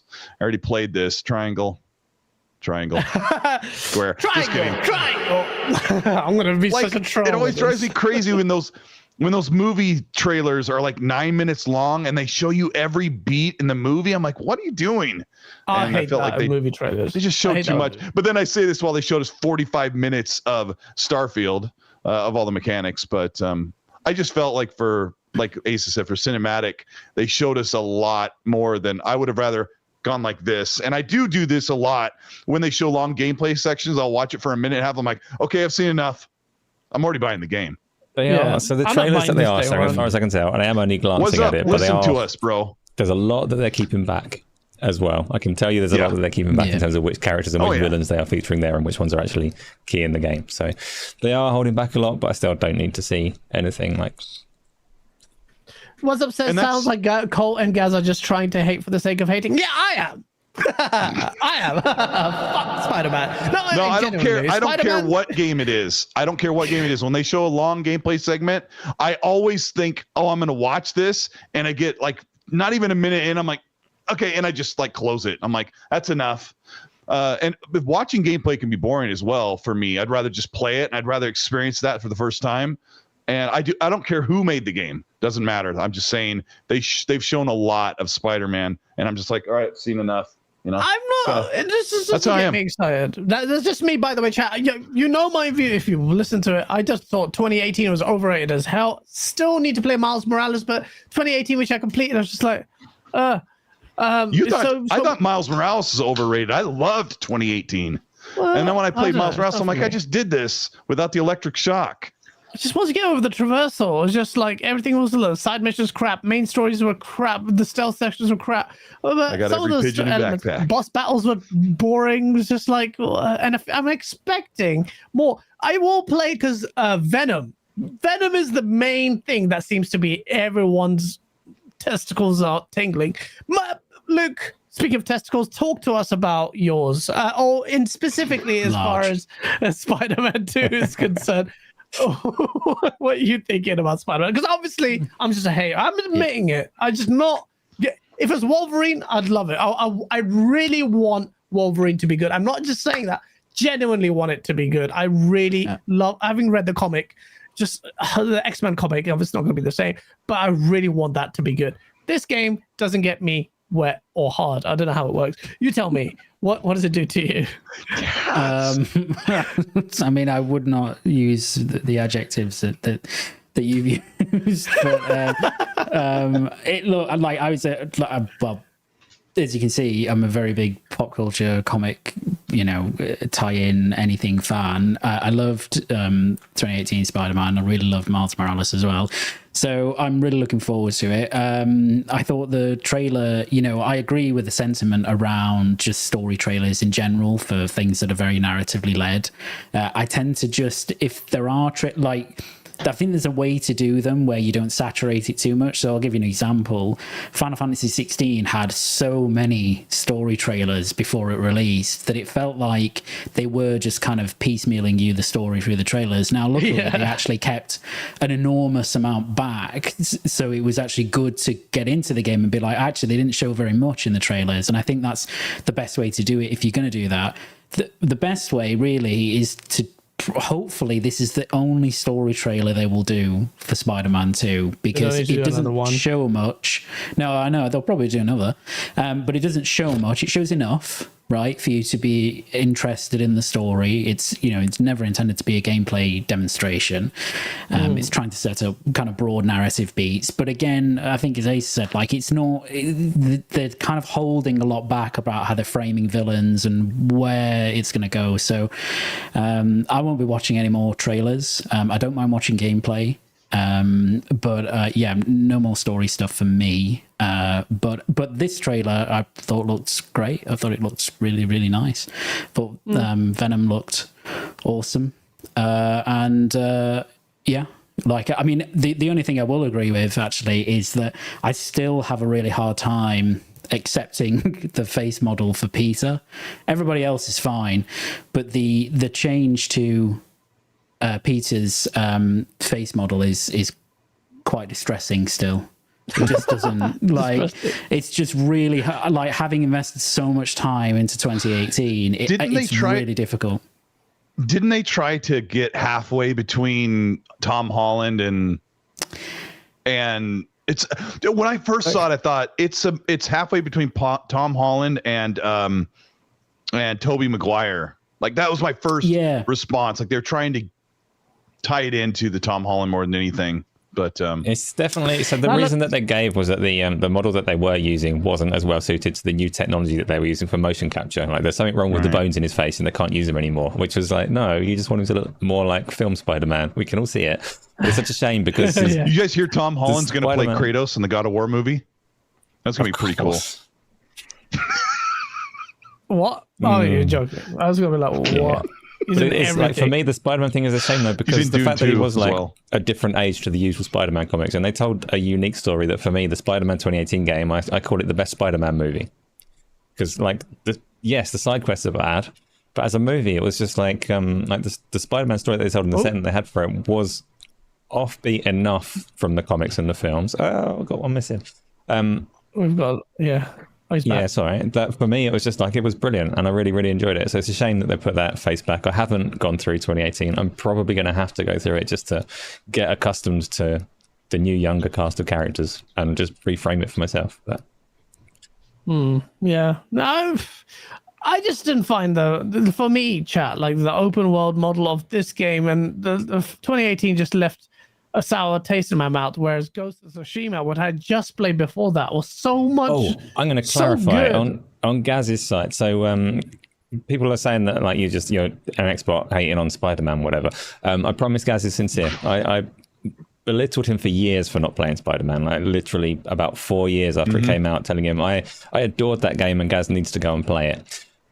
The thing, one of the things that works against it, I think, from your perception, is that you did play Ghost of Tsushima before and other games that have since refined the combat and just sped it up a little bit. If you go back and play 2018 now, after Ghost of Tsushima and after Miles Morales, it does feel slower than it used to. So he's not lying. He genuinely doesn't have the enthusiasm for Spider-Man that I have, but I do have it. So we're still on Xbox that Spider-Man combat is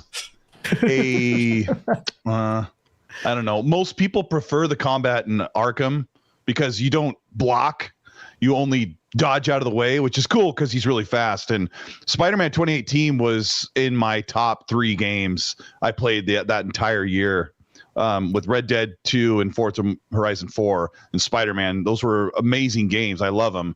But my feeling is I don't feel the same way as Luke. Like once I got to Miles Morales, I was like, oh, I feel like I just did this, because it was 2 years later, and now they're ready to put out a third game in 5 years. And I thought, man, am I going to be as excited as I once was? And Spider-Man was one of the games that got me to buy a PS4. I got one right at the beginning of 2018. So that's just kind of how I feel. Like Gaz gets all the hate right now, but he knows. We talked about it. I am not super excited about Spider-Man. And unfortunately, it comes out 2 to 3 weeks after Starfield. There's no way I'm buying Spider-Man 2 at launch. I've got a PS5.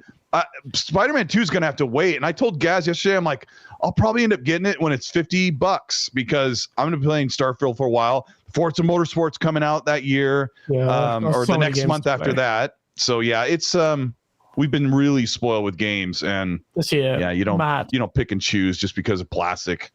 Yeah, absolutely.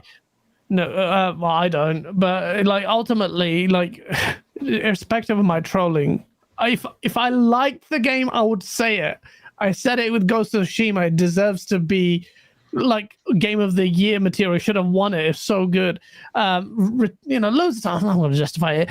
Just bring it with a $3 super chat. Thank you, Australian. He goes, Miles was 4 hours long with unskippable cutscenes. Of course, it's a PlayStation game. Face 23 after it's counted everything I've just said. With a $2 super chat. He goes, Colt, Digital Foundry confirmed. Venom has ray traced reflections. Is Venom even shiny? Why does he need ray traced reflections? He's matte black is what we call it in the car industry, and so he's semi shiny. And he should have ray tracing because it's a PS4 game. Next question. I'm just kidding. But it was when he says that, he means it. Deadly Headley for being a member for 12 months, for a year. Thanks. Shout out to you, man. Shout out to Deadly Headley as well. By the way, he's just starting to find his feet in the YouTube space, and he's doing a better job than most content creators already. Well done. For a great. Wait, what's he doing? Is he trying? I've been seeing Deadly Headley a lot lately, and he's been in my comment section. And shout out to him, but we're just kidding when we say that. Nice guy, and he did a really good video on the ABK stuff.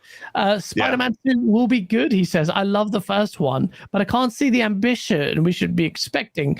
Starfield scope will set the bar for this gen. I don't know, but in terms of AAA space, don't see many games that have a massive scope.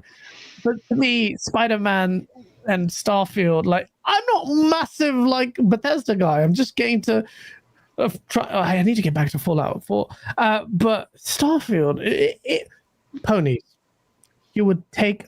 I know you want to admit it, but you would take Starfield over Spider-Man any day. And if you say clip it, whatever, you're just lying. No matter what you say, you're just fooling yourself. There's nothing like going out on these planets, exploring, building your character, just going massive epic side quests. Like there's nothing like it. But hey, third Spider-Man game where you've got that same PS4 era model. It's gonna be great.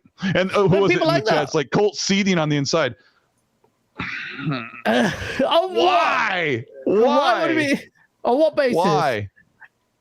Why? Anyway, it's nice to see. I missed this. I love it. We did that in unison. Diablo 4 controversies galore. Seems like something went wrong. Asa, can you introduce? I don't know what happened. Some season pass came out and the game was shit now. No, so I can't very easily lead into this because I don't play Diablo 4 very much. But the big thing that's pissed a lot of people off is the Diablo 4 patch that coincided with the Season 1 launch and the Battle Pass and all the rest of it. Pretty much nerfed every single class, as in numbers reduction on some of their abilities and things like that. So it made them all feel a little bit weaker, which is a weird thing in general. I've played a bit of Diablo 4 and I found it to be thoroughly piss easy. Like I wasn't dying when I was barely looking at the screen, just talking to people streaming. So the upset around it being a little bit more difficult now is slightly hard to fathom, but Blizzard made a critical error that they should have been very comfortable with. So Blizzard have been running service games and World of Warcraft for a very, very long time, and they are fully aware that if you make somebody's numbers a little bit lower, then you upset those people. So they took a weird approach. They made everyone's numbers lower. They upset a lot of people. I don't know realistically if the game is any better or worse for it, because I'm not playing it right now. But yeah, there's a lot of backlash. There's a lot of the user reviews on Metacritic now are like 2 point something because people got really pissy. But there are still like queues to log on and play the game. There are still people throwing money at the Battle Pass. So if we have any Diablo 4 players, I don't know if anyone on the panel is like currently grinding through Diablo 4. If we've got any people in chat, you tell me, is it a disastrous patch? And Gaz, because I also saw to throw over there. I saw some clips of people buying through the Battle Pass levels. You could buy it, and they did it in such a way that you could actually mistakenly buy it just by accessing the menu. Purposely designed. Because you'd be asleep. Very definitely designed that way. Very easy to click the buy button, especially if you bought one of the editions that included a redeem the Battle Pass thing. Very easy to click that. It has a Battle Pass where you can pay per level, so it's like, I don't know, $2 or a certain amount of the in-game currency to buy each level to accelerate if you're impatient or if you're seeing the Battle Pass closing in the future.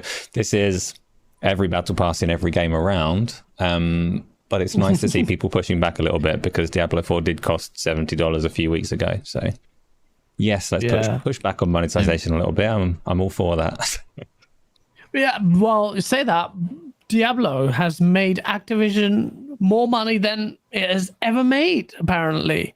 Ever. Well, where was this? I freaking should have pasted this article, but Activision are making record profits as a result, like of Diablo combined with some other stuff, like WoW stuff. It's insane. Luke, do you play Diablo? Yeah, so I'm in the end game for it, and I'm one of the fools that bought the Ultimate Edition. So I haven't actually played it yet, but I've got the Battle Pass and the premium one and the 20 level skip, but I haven't activated it yet. But yeah, so I mean, I love it. It's one of my favorite games that's released this year, but I'm a big Diablo fan. But I think the one thing that's really weird and is becoming a little bit frustrating with the game is that, well, there's two things actually. The first one is that the game uses level scaling, which some people would disagree. Like, there's kind of a debate, a fairly healthy debate about this, which is that no matter where you go in the game, enemies always scale to your level. And part of Diablo in the past was always about the fantasy of becoming more and more powerful to the point where you would just destroy enemies, you know, and you would go through mobs easily. And you kind of lose some of that when there's the level scaling.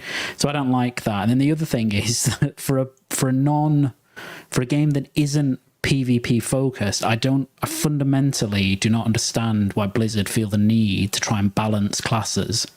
It is not a PvP game. There is a PvP element, but you could separately balance that, right, in the areas that you need to. I just do not understand why they go in and go, actually, you know what, we need to reduce a sorcerer here or a necromancer there, we need to buff them.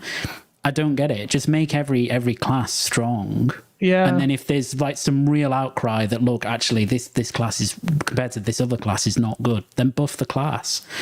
But I don't get why Blizzard keep doing this, and I really, really don't like that. Because you know it's not Overwatch, right? It's not a PvP game. So why do you feel the need to balance stuff? Yeah, no, that's a great point. Actually, I played Diablo 3 just a few months ago for the first time, and the big thing, the draw was my character with a necromancer with the corpse explosions felt so overpowered. I just enjoyed just mowing through things. It's actually with the big reason why I actually enjoyed Prototype too, because I just felt like every time I've said this to Cole, I'm so overpowered. No, the game's giving me more powers. I'm not ridiculous. I'm more okay. Like, you think, Gaz, you just like your game in easy mode, but for some reason it retained the fun factor, and Diablo was like that. So that's a good point about level scaling. I've not heard that point before. Yeah, it's a good point about balance as well, which I echoed. I was saying that on Thursday as well, because it's an opportunity in World of Warcraft, which is, I mentioned that not because we were talking about it, but because it's another Blizzard game where balance has been an ongoing sucker of fun for many years. In World of Warcraft, they balance all of the classes against each other so that they can all do the same damage output in all scenarios and all the rest of it, as well as balancing for player versus player, because in that game it matters a lot. And Diablo is an opportunity to say, actually, let's put loads of abilities and things in that make it really fun to play and not worry so much about like chopping the legs off of anything fun. They don't need to hack away at it and say, well, that's an outlier. You're having too much fun with that ability and it's working too well. So let's just mush it down and make sure you do the same damage as those other players. It's unnecessary for Diablo. Hopefully, yeah, they'll refocus and make things fun rather than make things fair. They did it for the beta when people, people were picking Necromancer and then picking Corpse Explosion. It was just way overpowered. Like, it was so much fun, like, because you would just blitz through enemies with Corpse Explosion. And then they were like, no, you can't be doing that. You're having too much fun with that. So we're going to just pare that back for the final release. And it's still quite good now, but they're like, we don't want you blitzing through enemies. Why? I don't get it. Like, if people are engaged in your game and having fun, they'll remain in your game and keep having fun and probably spend money. So I doubt the PvP population in Diablo 4 is so big that it has an actual fundamental impact on the way that game generates revenue. It's just, it's bollocks. Like, it's not true. So yeah, I just don't understand it at all. Yeah, I feel like they're getting a lot of pushback on that. Typically, though, anyone diluting the importance of PvP would drive me up the wall. But this is Diablo. I have no knowledge. So this is like the WoW equivalent. For instance, World of Warcraft, I loved World PvP, and then they completely diluted the shit out of it. And I felt like one of the lone, like, little trolls who felt sad that I couldn't kill quest givers with complete immunity. But yeah, with Diablo, even I, as a newbie into that, I don't see anyone talk about or the PvP element of that game. I almost forget that it even exists there for that part. Speaking of PvP, Exoprimal, which is also a PvE/PvP game, has come out. It's on Game Pass. I don't know what the Metacritic scores is. I don't think it's scored that well. But it's a Capcom game, they have been doing really well so far. I'm just checking it now. Exoprimal 68 something on PlayStation and PC, and 70 something on Xbox, I think. Yikes! Yeah, I saw some noise about PlayStation guys saying, "Why is there higher on Xbox?" Well, welcome to the Xbox quandary of why a lot of multiplats are lower on Xbox for some reason and higher on PlayStation. But either way, talking back about the game, I'm really enjoying it. Like, I was playing it. I don't know if it'll have long legs, is what I tweeted, but I felt like the game does a very good job of not overcomplicating things, has diverse set of classes, and just the core gameplay loop is really fun. We were playing this together, weren't we, Cole? And one of the things you said was, I wish there weren't dinosaurs. I wish there were aliens. And I feel like... Yeah, the dinosaurs is hokey. Really hokey. Yeah. It's like, Pachyosaurus and Dilophosaurus and it's like, I don't know. But that kind of goes to why there's certain styles of games that I just don't like, and this sort of does that styling that I don't like, where they take a future where there's a bunch of dinosaurs. I mean, they're the regular dinosaur names, but we were just making fun of them when they would call them. Just sounds super nerdy when they would cull them down and call them by their names. Because I would say, "Oh, it's the dome-headed one. Let's go get it." Like that sort of. I mean, the dinosaur element is quite interesting. Anyway, I think maybe Capcom testing the waters to see people care about dinosaurs, and Dino Crisis is regularly in conversation about being brought up. Kind of, maybe there's some connection there, but I just found the game to be fun. I feel really stuck. What is that ability? So I'm just saying, I'm very new to it and I'm enjoying it. I think it's actually pretty decent. I think you need to try it if it's on Game Pass. So like, you definitely, it may be worth your while to try it. I think this is very polished. This is better than what's that shit game that Ninja Theory made? Bleeding Edge? It's not even the same type of game, but okay. Yeah, no, but that was an attempt at multiplayer, like almost like PvP. Well, that was PvP mode, but this is way better than that. If you give you an idea, if you were hyped about a first party game, that's not first party. It's Capcom. Play the game and see what you think about it. Soon. Yeah, don't say that. I do, but we're talking. The FTC would really have fun there. But yeah, I found it fun. I'm melee class. I think this is like a good game. I feel like in terms of modes is a little bit scarce. I wanted more of a PvP. The PvP focus for me was the strong suit of the game. What I wanted was this to be a world like somebody who was this in the chat says Spriggan says sorry, but Exoprimal looks like Anthem without the few good bits it had. Like I thought it would have been cool to not have like these little small maps that you go through, but we were having a good time with it. And I'm like, I know this game is getting bad reviews, and I can see why, but you and I was just kicking back on the couch and we were playing and having some laughs and checking out the characters, and I don't know.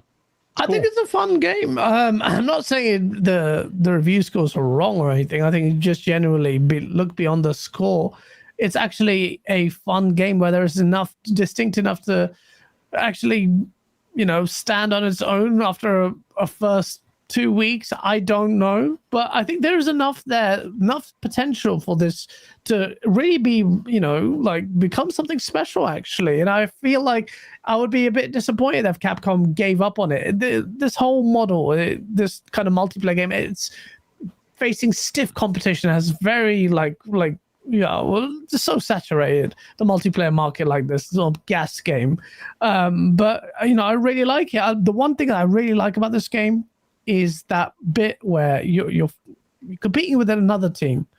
You can't see, or like simultaneously they're doing the same thing. They're trying to every round, and you're just like, after you're really like trying hard to kill all the dinosaurs as fast as you can, and then you're listening out, you're hearing out, you're killing enemies faster than the enemy team, or you're progressing slower. You're just listening out to the faster and slower, like, oh man, what, really? And that was like the whole thing. Like, I thought we did well there. And then me and Cole, I was like, all right, let's just switch classes because we haven't got enough tanks or whatever. And as we dynamically changed our classes, because both of us were melee classes, it helped. Like that kind of like strategy helped.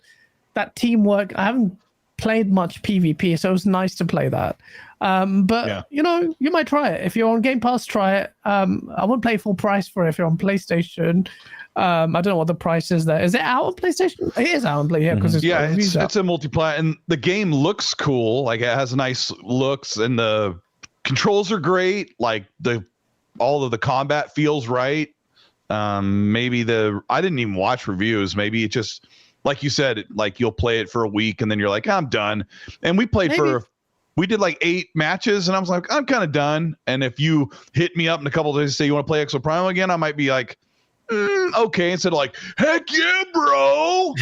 yeah. That's not the game. Yeah, that would invoke that feeling. I just kind of wanted. Yeah, you definitely. It was like an itch, and I couldn't put it down before the show because I was preparing the source video. I was just like, one more game, and the fact that it made me think like that was really good. That's I was wondering why we sign. didn't start on time. Yeah, maybe. Yes. Exoprimal's fault. Sorry. Hey, Chris Luke, Art's here. Say hi to him, guys. Christopher Hart. Oh, mother. Anyway, Luke, have you played Exoprimal? No. I probably won't, to be honest. I don't think it looks terrible or anything like that. I just I'm not a huge multiplayer fan in the first place. It has to be something that really grips me. And the whole PvE kind of being the main thing in that game, it just doesn't do anything for me. And it just makes me want Dino Crisis. That's what I want, So, and it's not maybe, that. So maybe their strategy is working. That's exactly what they wanted you to feel. You haven't played this. I played the beta, which I think was pretty representative of the game when that came out. I only played like 1 or 2 games of it, and that was probably enough. I am going to download it. I've got it downloaded actually. I am going to play it tomorrow. I'm going to stream it tomorrow and invite some people to to blast through it, I don't think it's going to have much staying power. Has it got more modes yet? Nah, it's quite scarce on the modes, man. I think they will come. I didn't like the racing they do. element. The bit that you were talking about where there's another team going, but you're completely independent of each other, and you've got an announcer saying you're behind or you're ahead. It all felt a little bit messy. It's quite impressive to watch it all going off, the dinosaurs everywhere and the explosions everywhere. There's a lot happening. And the race meant very little, and then you get into a PvP area. And the game that I was playing in the beta, I don't know if this is still the case or not, or if they've tidied it up a bit, but we were absolutely smashing the other team. We got through the racy bit into the other section where it's like collect all the batteries or whatever it was they were dropping, and we were winning quite comfortably. And then someone on the other team rage quit, and it put a bot in our game, and the bot was fucking immense and single-handedly turned the game around. Like, none of us could touch this tank bot, and we lost, and it was nothing to do with the other players. So I don't know if that's still a thing or not, but it was like, well, funnily enough, I haven't actually encountered that. Pick that up bot of the last round. Most of it has been escort. Maybe it's like they'll cycle in.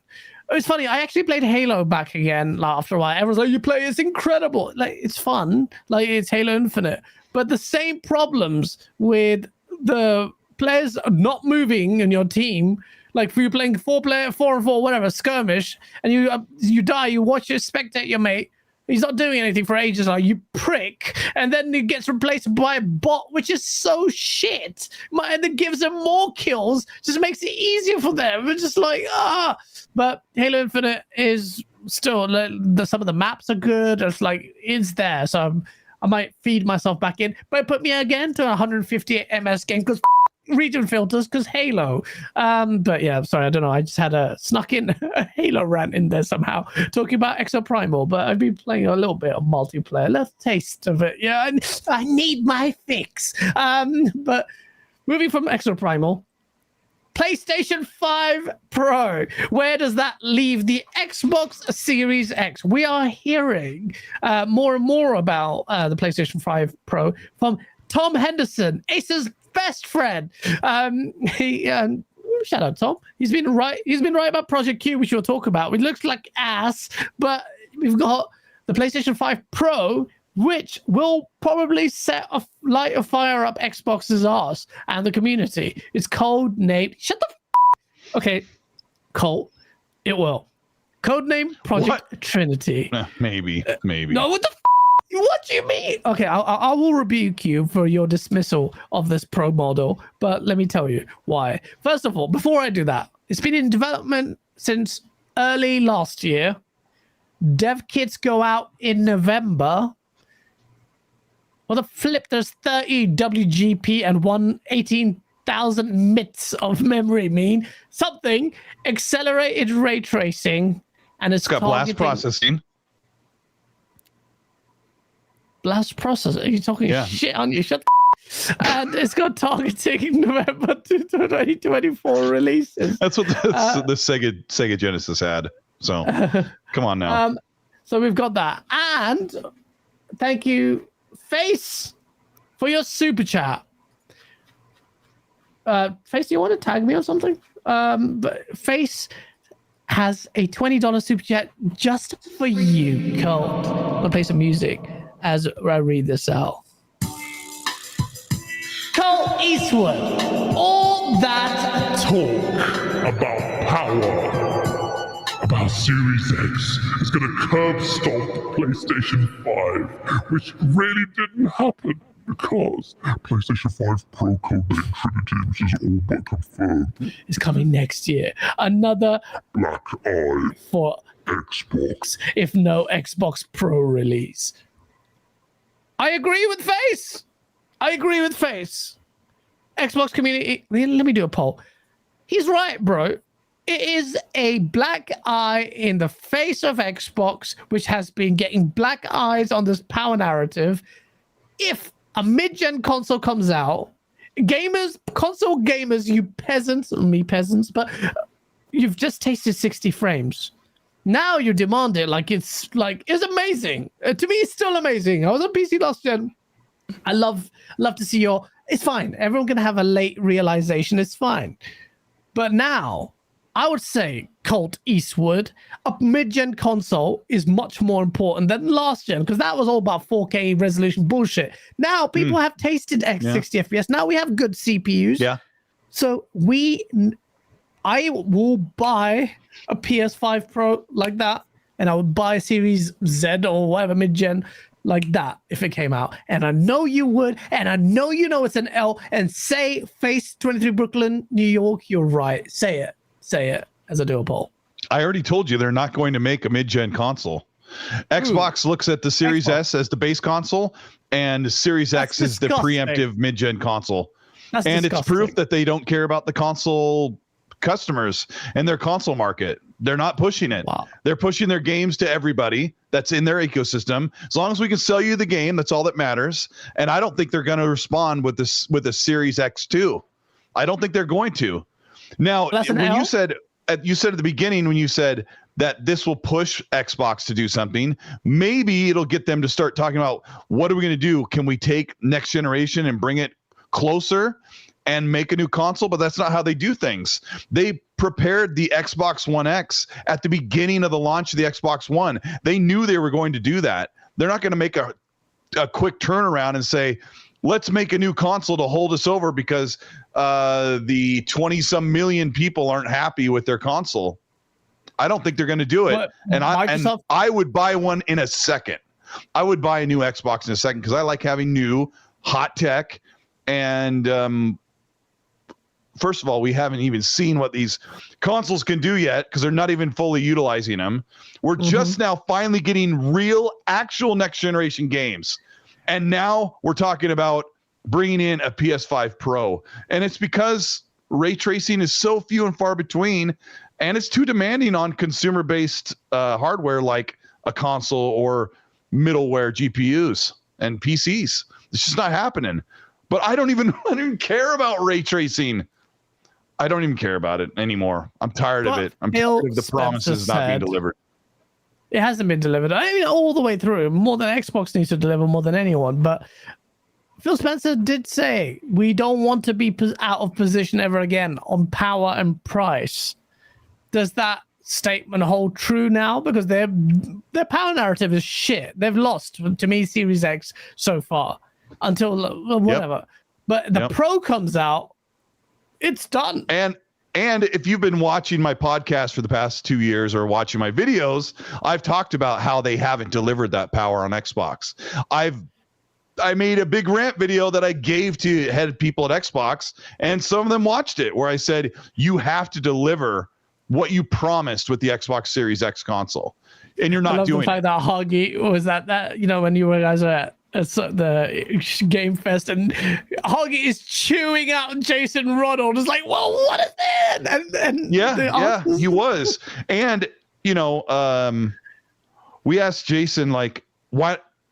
Hoggy asked him this question, and it was so out of line, I thought, but we were having a casual conversation. He said, why don't you guys just make $1,000 console and make it so powerful and the enthusiasts can buy it? And there's 20 of us at the table, and Jason goes, all right, let's do this. Let me ask you guys a question. Because I interrupted Hargy and I said, Jason, does anybody really want that? And he goes, let me ask you a question, Colt. He goes, all you here around the table, which one of you would buy $1,000 console if it was on the market? And we raise our hands. He looks around and he goes, yeah, about half of you. And you guys are all like the most hardcore, came to FanFest, want to be at the showcase, and only half of you raise your hand that you want a super powerful console. Who are the other 50% who didn't raise their hands? I want to fist them and name them. Name them right now. I know you know who they are. You want to what? Because I can start sending DMs out for you. Who was it? Just tell us right now who didn't raise their hand. Was it Risk It for the Biscuit? Because I need an excuse to punch that guy. It was him. Risk it if it was you. So who was it? If they made a new Xbox Series X2, which would be the mid-gen console, it would be $600. It would not be $500. It'd be $600, and I would buy it day one because I would like more performance. And I don't know. I even did a poll today. Let me look at the poll really quick. It's right here. It is literally right here. I said, would you upgrade to an Xbox Series X2 keeping in mind that your Xbox Series X has a $350 trade-in value right now.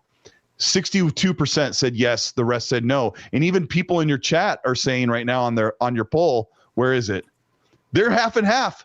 If PS5 Pro releases, you said, does Xbox need to release something? You're basically saying, does Xbox need to release an upgraded console to compete with the PS5 Pro? And half of your audience is like, nope. No, they don't need to do anything. I'm fine with what I have. It's because they're being defensive because they don't want to look like PlayStation's getting a win. That's why most of you, I don't believe you. You want it. You want it bad, and you know the Xbox thing that you don't, you won't want to give it an out. The thing that you're not thinking about is Xbox fans aren't. So that's slow. Sorry. Even sounds more like Bobcat Goldway. So not every Xbox fan is just on an Xbox console. Like they're thinking, why would I got a lot of comments today on my tweet and other ones where they said, why would I buy a new Xbox? I'll just upgrade my PC.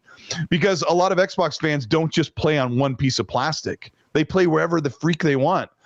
But that's why I make fun of the PlayStation only fans, because you've heard them, Gaz. You've heard them. They talk about is the PlayStation 5. Oh, the PlayStation 5. No, they talk about Xbox. That's all they talk about. That's all they do. But I don't care. But Xbox need to have a hyper focus on the console market. It is where the name Xbox comes from. And I've told them, I said, you need to be aggressive and push hard and market the console and do all these things just for the console, not the games. I don't care about the exclusive games. They can be on PC. I do not care. Ranting Greek Gamer is right. He goes, wait until the PlayStation 5 Pro comes out and you will see the Xbox fans wanting a mid-gen upgrade badly. Yep. And I agree. Yep. Huggy Channy, thank you for the $5 super chat. He was there like a sentinel. He goes, power narrative has never worked. The Nintendo 64 lost. GameCube, Xbox lost. Xbox One X did nothing for the Xbox. We're day and day on PC. Don't care. General players can get a Series S. Some can get a Series X. Get PC for power. Ooh, this is horrible. That's the truth that I hate. That's the voice of a defeated man, Huggy. But you're looking at it grilled, Jason, had it not mattered. But you're looking at it backwards, guys. You're looking at it backwards because you're thinking in the old mentality of the early 2000s, where when you picked a platform, you only had that one piece of plastic, and you wanted everything for that. That world is gone. Yeah. And I don't like all of that. But Hardy's right when he says. What's that, Asa? World now than we were in 2000. In 2000, the catalogs and the consoles and the hardware were very much more different. Now we're just like policy away from not needing to buy them all. Yep. Okay. Well, when that feature comes, kill me. No, whatever, man. I just want Xbox. Like you said, I want the console to be the focus. If it obviously is not moving the times, everything's out, so everything's there, platform agnostic and all that shit. It's just, I don't know. I just don't. Are they doing that with Starfield, Gas? Are they giving us a great looking game, even though it's 30 frames? Like, this is the first game that is actually a true next generation game and not one based off of PS4 or Xbox One era design criteria. This is a big game, and because it has global illumination. Well, it's got a sort of global illumination, but it's got this naturalistic lighting that is working across the engine, because they said they couldn't bake it in like location by location, exterior interior. So and the game is really it's big. It's really big and really interactive. Asa, what do you think about the lighting model? You think they're blowing Starfield. smoke? No, they're being very sincere, as we've seen from the performance that the consoles are putting out. It is very demanding. The PlayStation 5 Pro, though, the whole topic that we're going over at the moment, obviously it's going to be real. So, like, Tom's sources are very good and very accurate, and he's leaked almost everything that PlayStation are doing very successfully. So it is a real thing. You introduced him as my rival. I've had some conversations with Tom, and we're fine. I don't like the leaking thing, and I never will. But no, he's not a dick or anything like that. We get along fine. The PlayStation 5 Pro is real, and a couple of weeks ago we were talking about it, and I said I don't see, like, I'm even then I said, I'm sure it's real, but I don't see how it fits into the market with the way that hardware pricing is at the moment and the power that AMD can deliver. But the thing that we found out this week, as well as some of the specs, is that it's not due until November next year, which is quite a long way away, and which clarifies an awful lot about how this is going to play out in terms of pricing and viability of the thing. I disagree with Cole. Yes, Tom, we get along fantastically well. I disagree with Cole about Xbox not responding. Yeah, it's just appeared as I summoned You really him. think they're going to make a mid-gen console, Asa? I think that Xbox have had one in the works the whole time. I think their original plan before COVID and before hardware shortages and all of those kind of things was to have not necessarily just one console. I could very well see a new iteration of the Series S as well. I don't think they intended for it to be. They said they were already working on next generation in the 2021, I think it was 2021, gosh, I forgot what it was called. It was a set of video interviews with Sarah Bond and Phil and Matt Booty, and I wasn't allowed to show the videos. I had to report on what they said. I couldn't even use the audio. But yeah, Phil said they were already working on the next consoles, but he said next generation, I think. But the naming convention suggests that everything is going to be. There's no Z. It's semantics though, because mid-gen isn't a concept. Generations aren't a concept at Microsoft anymore. They don't need to be. They put a lot of effort into making it such that they can smoothly transition to new consoles, still support the old ones, still support the new ones. Everything's forwards and backwards compatible. And I assumed that they would be more likely to kind of go first before PlayStation in terms of their long-term planning. To go first? Well, they're not going to at this point. I think it'll either be 2024 at the end, like PlayStation are, or it'll be the following year. But I do expect that they are working on something, and they're not going to park it when there is a PlayStation 5 Pro coming along with the specs that Tom's leaked. So, Tom, Xbox Series X and S is the mid-gen upgrade. Kind of, no, yes and no. There's a quote from Digital Foundry fairly recently where Microsoft positioned it as, like, look at it this way, we're already doing a low spec and a high spec, and that is true, but it doesn't exclude them from a nice smooth generational shift or half shift a few years down the line. I really think they've got something in their pocket that they can release if they see a competitive need to and a market for it. Yes, that's the answer I wanted, Colt. I like to hear that. That's the answer I want to hear. I don't want to sit here and say they're not going to answer with more power on a new console. I don't want to say that, but Phil had already said that he thinks that consoles should be more like phones, where every 2 to 4 years you upgrade. And don't you dare bleep me for that, because you would upgrade. You know you'd upgrade. If they said in 1 year from now, if let's say 12 months from now at E3 they say we're working on the next console, and it's Xbox Series X2 and S2. I would trade in my Series X for $350, and I would pay the extra 200 or whatever, or the extra, and I would that fast. Now, would I do it with the PlayStation? My PlayStation 5 games look so good right now, and I only play like those games on there. So I don't. You said you'd buy the PS5 Pro immediately. I'd wait, but I play everything else on Xbox or PC. PS5. Yeah, that's true. Luke, sorry, I'm just mindful of that before I read the super chat. Do you give a shit? Yes and no. I guess I'm a predominant PC player, so to all intents and purposes, no. I think, like, personally, I would be more interested in a PS5 Pro than a mid-gen Xbox iteration, purely because you play on PC. I play on PC, so Xbox games I can just access immediately, and I don't really like waiting for PlayStation, their exclusive games to come to PC like an indeterminate length of time down the line. That kind of frustrates me. So that's the only one that I would be interested in. Although saying that, I'd probably get FOMO about a Series X mid-gen thing and be interested in it. So, but on paper, anyway, that's how I feel. So, I think there's maybe a difference between wanting that, a mid-gen refresh for Xbox, and then to Colt's point, how realistic that is in terms of, are Microsoft actually going to push that, or do they want to do it? Yeah, I think they need to do it. I think they there's definitely utility in that. I think the generation has stalled out as a result of COVID as well. So this is going to be a long gen. And even if you don't care about gens, Microsoft, like Asa, you suggested, then there definitely should be. If it comes a year later, like the One X. It's I not know you that don't they don't care. It's that they're very well. No. Like, I'm not saying that Microsoft don't care about generations. I'm saying that they're very specifically geared up to be able to smoothly release new consoles without disrupting their audience. Like, it's long gone are the days of like the PlayStation 3 and Xbox 360 where it's an audience reset.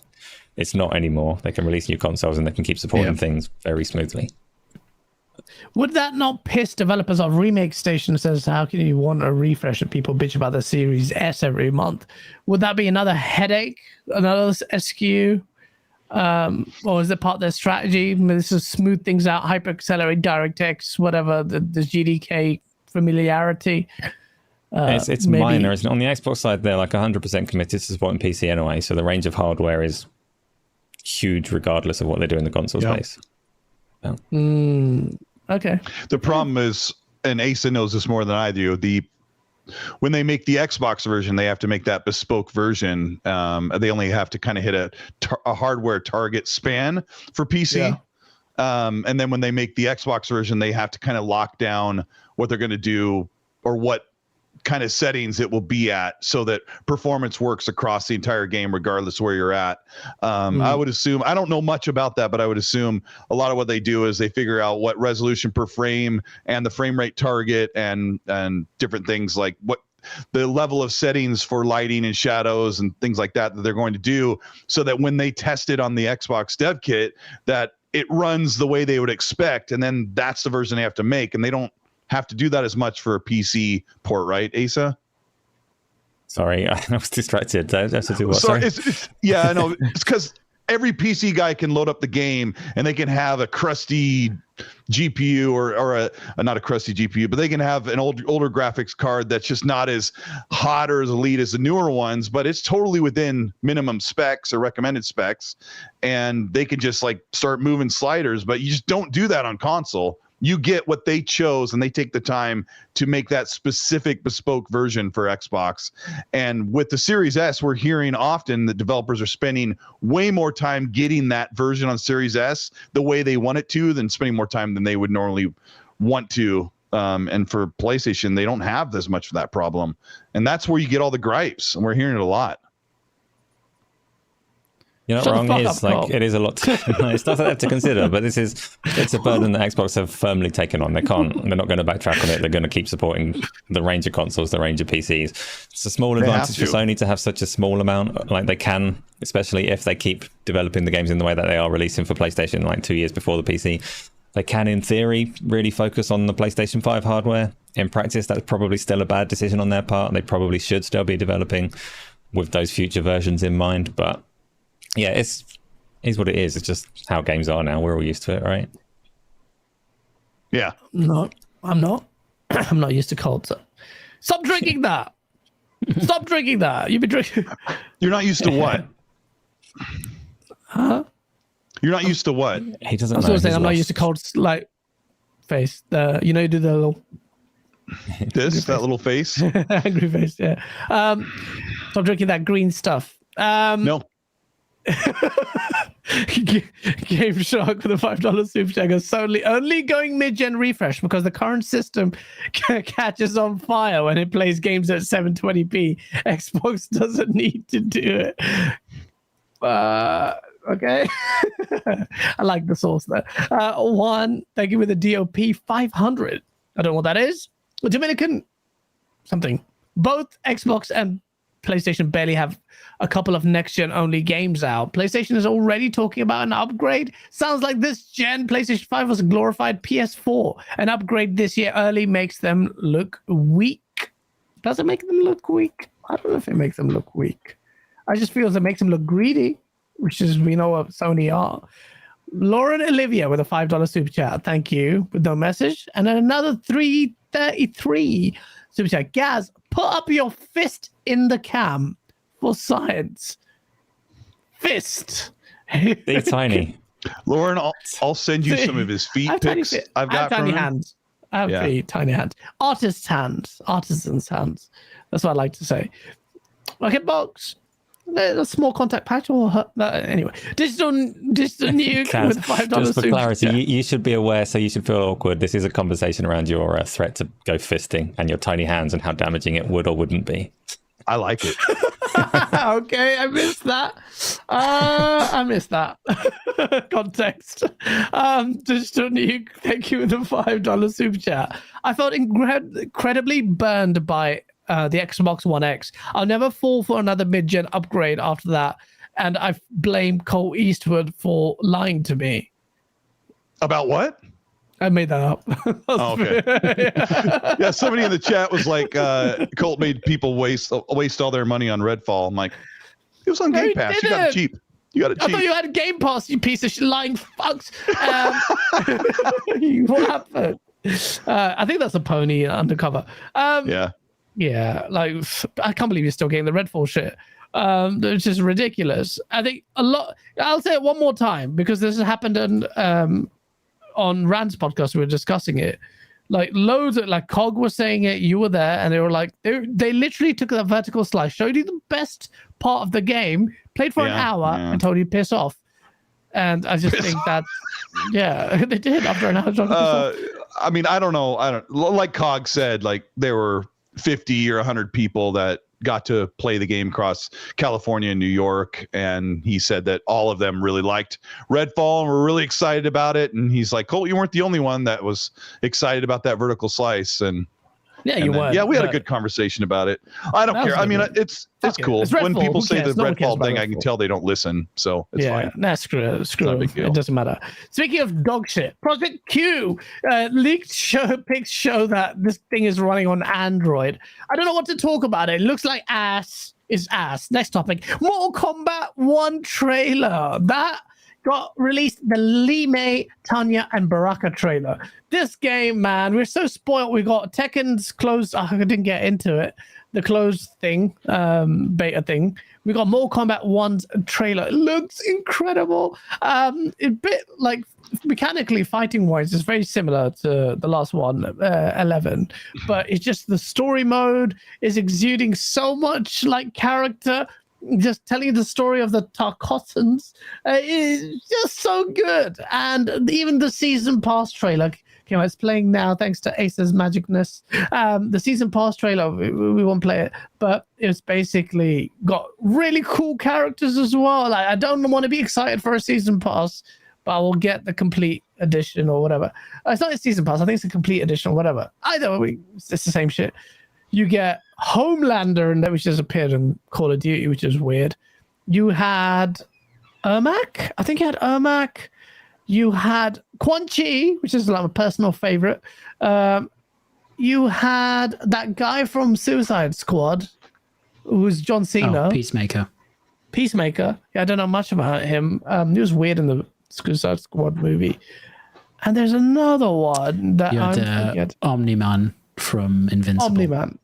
Yeah. Omni-Man is amazing. Is it the same voice actor? Has to be. I don't know. They haven't said. Although the certainly the Omni-Man look was very, very similar to the series, and as well the Homelander model really did look like Anthony Starr from The Boys. So I don't know if they're gonna. I mean, if they did manage to get the actors, it would be really impressive. Yeah, it'd be wicked if they did. And we got a trailer for Incredibles 2 that came out a few hours ago as well. Season 2 of that. If you haven't watched Incredibles, not Incredibles? No, Invincible. What's it called? Incredibles. That's a Pixar movie, isn't it? Invincible, sorry. Yeah, not Incredibles. I always get that wrong. Invincible is amazing. If you haven't watched it, chat. It's so good. Now you might think, oh, it's just and a an cartoon. Invincible No, game, just... Gaz, revealed this week. Is it? From Ubisoft for Really? Android and iOS. Yeah. Oh God! For God's sake. On the PlayStation Q. Project Ass. Oh, well, look, that's just dead anyway. But Invincible 2, yeah, looks. Oh, look, Baraka's thing is here. It's so sick. A lot of people complaining about the way Tanya looks, but Tanya was never like really a fully fleshed out character in the old games. I kind of like a new design. I find it just really cool.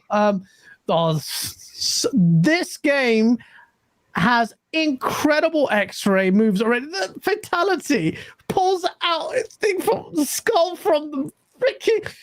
They make it look cool.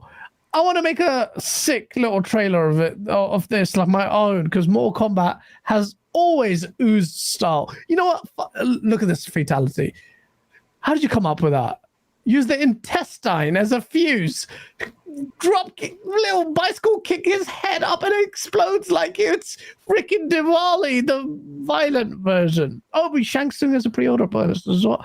I can't wait for this. This is going to be a great game. Like, such a good year for fighting games. I haven't played Street Fighter 6 after playing it quite a lot for a while because there's so many games to play. But this one, day one, getting all the complete edition, enjoying the story.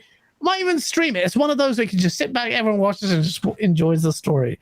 It's so good. Gamers Paradise. Thank you. With the $2 super chat. The original PlayStation 5 will be the new Xbox Series S. What does that mean? No. What does that mean? People keep saying the base PS5 is going to hold back games. It's like, no. Nah, what? No. Nah, no, it's not. This week we found out Xbox Live Gold has died. Has it died already? And Core has come out. What the hell is Core? I just saw. I didn't really follow. It was that busy week. I haven't followed this. But so I don't know what it's it is. Xbox Live Gold, basically. So they're retiring Xbox Live Gold and rolling it over to become a new kind of tier of Game Pass Xbox. Not Xbox, just Game Pass Core, which is essentially Xbox Live Gold. So you got your multiplayer access that we all know and love to pay for. And instead of getting the 2 games a month, you get access to a little mini collection, a Game Pass style collection. It's 25 games that they call high quality games. I don't think they've mentioned how often they're going to add to or rotate that little collection. But essentially, Xbox Live Gold is dying, but living on in spirit as Game Pass Core. So you're basically getting, instead of 2 games, you're getting the Game Pass games. Instead of 2 games a month, which was essentially a negative PRB every month for Microsoft for the last time that they've not cared about it. So instead of 2 games a month, you're going to get set access to a catalog of initially 25 games. So it's not good. Is it good? Is it bad? Go on, Colt, you go. Yeah, I'm just mad that Xbox should be getting rid of the multiplayer paywall. Full stop. If they care about their console audience, they do not charge for online access for all of their customers except for their console customers. So it's another kick in the face to pay $60 a year to play online when they let everyone else on every other device who buys the same games and even subscribes to Game Pass PC, like they can play those without paying for online access. It's a bull will crap. They actually realistically do it? Because most people have actually will they get rid of it? Care. But they're happy paying for it now. Why? Why do they happily pay for it? It's a $1 billion a year revenue that comes in for free that they just get to they get to enjoy. Why would they throw that away? I don't care about their wallet. I care about what they need to do for their customers. If customers aren't jumping up and down, I agree with you. I've said it before, and I fully agree with you. I don't think the paywall makes sense. They need to justify that. But what incentive do they have to do that when no one is complaining about it? There's only other than a few cool games. Skip the no one is complaining about that because those people are just, yeah. They don't have a lot of incentive because they're making $1 billion. That just rolls in because you have no other choice. But if you truly wanted to, now who was it in the chat? They had such a good point here. The Beer Baron says there's no way they take away pay it online now that they own Call of Duty. And that is such an avenue of money for them to get people to pay for gold. But if you wanted to get even more people buying Call of Duty or Game Pass or buying consoles, imagine how many people who only play Call of Duty, that's the only game they play, and they play it on their PlayStation. If they found out that Call of Duty was going to be free with a Game Pass subscription, and you don't have to pay that $60 bullcrap online payment they have to do on PlayStation or Xbox, like if that was gone, think about all the people who'd buy a console or come to Game Pass or just come to the Xbox ecosystem, but they probably ran the numbers and thought, we still make more money if we just charge people for this bullcrap service. So Game Pass Core at least gives you 25. 20 of them are really, really, really good games. It gives you those games, and you don't have, like Asa said, that bad marketing PR beat every month. They're like, here's Water Egg Part 2 and Goomba Simulator. You know, these games that they give away that you're like, oh my gosh, and I haven't downloaded them in like 5 years. So I think it's good. Well, okay, irrespective of whether or not it's bad, to me, the way that was the topic was introduced, you've got rid of the shitty 2 games no one cared about because there's bad marketing beat. Now you got 20. All right, that's a step in the right direction. Okay, same price, whatever. It's still bad. I agree with you, Cole, but I don't see Microsoft getting rid of it. Same. They won't. And people, when the casuals who look at COD, they won't say, "Oh, and it's free." They'll just say, "Game Pass. I don't have to pay something." We'll just that's it. They're in. The drug has been introduced into the circulatory system. Biggity with a member for 2 months. Says, "Stop talking about online. Nobody cares." Okay, and there you go. Just exactly what I just said. Literally just it's funny. said. They kind of should at the moment, in this moment where Microsoft is transitioning people from Gold to Game Pass Core, there's not that much reason to complain or be angry about the transition. But people should have been angry for the last 6 years or so, because a lot of people don't seem to realize, and this was news to me, like following the discourse on this, there are people that are happy to pay for online multiplayer for Xbox Live Gold on Xbox because they think that they are getting something for that money. They genuinely think they're getting a better service than you get on the PC. And there is not a single thing. Like, it's exactly the same service. If you play on the Xbox app on the PC, you're accessing the same servers, the same features. Every single facet of it is the same without paying. And this is something that I think is good to highlight to people, that they're being ripped off on that front, because it would be really nice if Microsoft do move away from it. My hope, like, you look at this and you go, this is a missed opportunity to drop the paywall, and the paywall should not be there. This is a missed opportunity to drop it. At the same time, they're never going to cut off a massive revenue stream, except maybe this is a stepping stone. Because if you push those people over to a service called Game Pass with the intent of like dropping the online requirement at some point, people have a tendency to let subscriptions roll and roll and roll if they're not paying attention to what's happening. Mm-hmm. So if this is just like, we're going to get rid of the online multiplayer, but we can't stop it dead and lose, it's like 30 million subscribers you're talking about for Game Pass, probably, for Gold Live, probably. If you move those people over amicably to Game Pass Core, and then you quietly drop the online requirement so that people that care can celebrate, but people that aren't paying attention can just keep their subscription going, maybe you've got a gentle way to get there, and then you can still apply that pressure to Sony, because it will put a lot of pressure on Sony if Microsoft were to drop that requirement. I might be like being too generous. It might be that they've got no plan to drop it, but I'm hoping that this is steps towards that happening. Luke, I'm aware that you are still there without a camera. What are your thoughts on online multiplayer?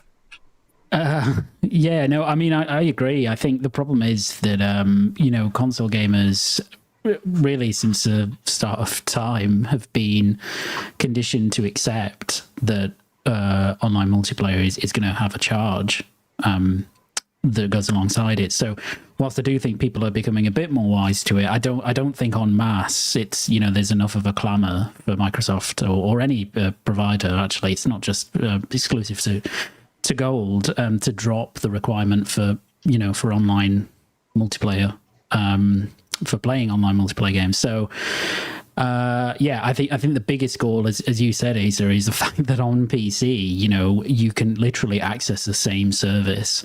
You can access Gold without paying anything. It's exactly the same. I mean, the interface is obviously different, but it's the same service, and you don't pay at all for that. So that's the bit that's galling, I think. Yeah, that kind of hits the narrative of console gamers being treated as second-class citizens. It just adds to it, and it just, like you suggested, Asa, maybe like use the AI things to justify it somehow. Like, I don't know. Plan B, like I would happily pay for Live Gold or Game Pass Core or whatever they want to call it if they were delivering something incredible that you can't get elsewhere for free. But nobody should be happy paying for something that is free elsewhere. So. Yeah, no, definitely not. It's no, but it's not going anywhere. Gamers don't tend to care. Major Nelson died. What the? Gas. I literally wrote Major Nelson dies in my topic list. I'm so like, this is last minute, just before the show. I'm sorry. Major Nelson is retiring. It's the same thing, isn't it? Oh shit. Well, it is the same thing for Xbox. He is no more. We wish him well. You seem to have been receding back from the day-to-day. Like he was appearing less frequently. I don't know what more we can say. Like you've probably accepted like money from him, Cole. You may have more to say.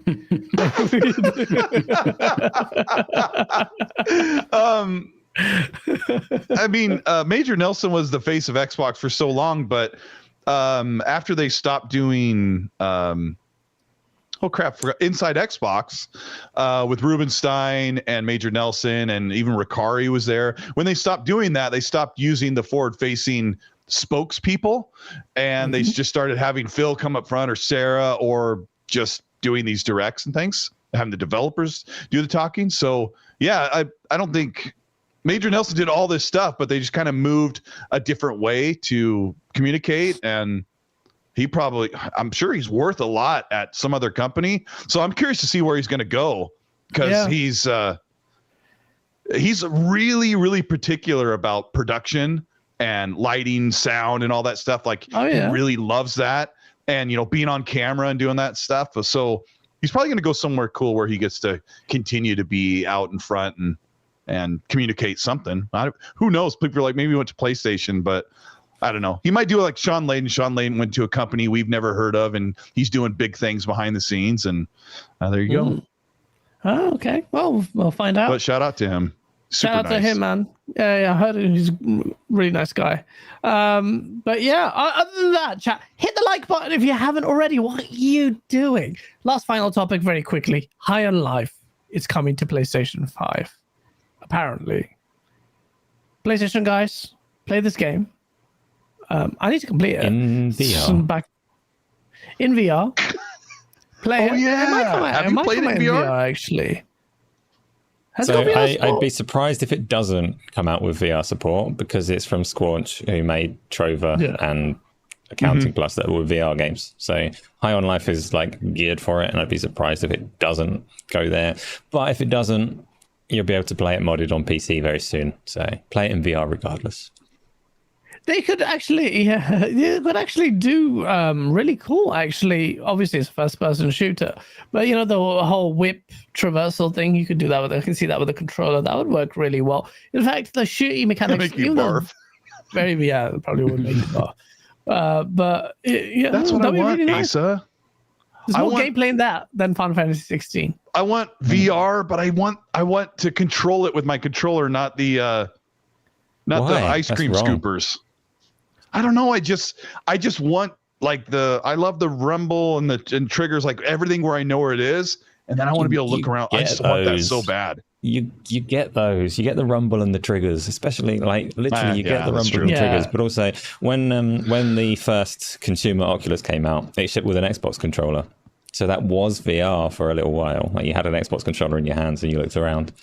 So much better with hands, Cole. So much better with the proper controllers. Yeah, I know the cool thing where your hands are in the game is pretty cool too. So we'll have to talk post show about it. Neural implants. Can give me spend 9 million. That's where we're gonna go. 99 Rukin with a $5 super chat. Gaz, what's your opinion on Ubisoft removing inactive accounts? You have to they give you a warning and you have to log in within 30 days. They're just trying to delete accounts that people aren't using. But even if they have including accounts that them? people have digital purchases on, yes. So it's pretty. That's I'm sure bad. there will be no one's going to disagree. We're all going to condemn that as a shit practice that Ubisoft need to revisit very quickly. So you can't just delete accounts with people bought games on them. What? That's funny. I actually logged into my account last night because a friend sent me the Crew Motorfest closed beta. You might have access to that, Gazzy. Oh actually, because I was intrigued because I saw some gameplay footage for that, and I wanted to bring it up at the Forza beginning of the Horizon. show, but we were talking about all the other racers. But Well, just before we end, let's talk about it. That game looks like it has some. it's beautiful. potential. Budget Forza Horizon. Yeah, Yeah. it looks like it could give Forza Horizon visually and like what it does finally a competitor, but the crew is we'll see. I'm gonna try it out tonight. I've got it installed and I'm excited to try it and give it a shot. I love the first Forza crew. Horizon if games had a soul and this one had been extracted.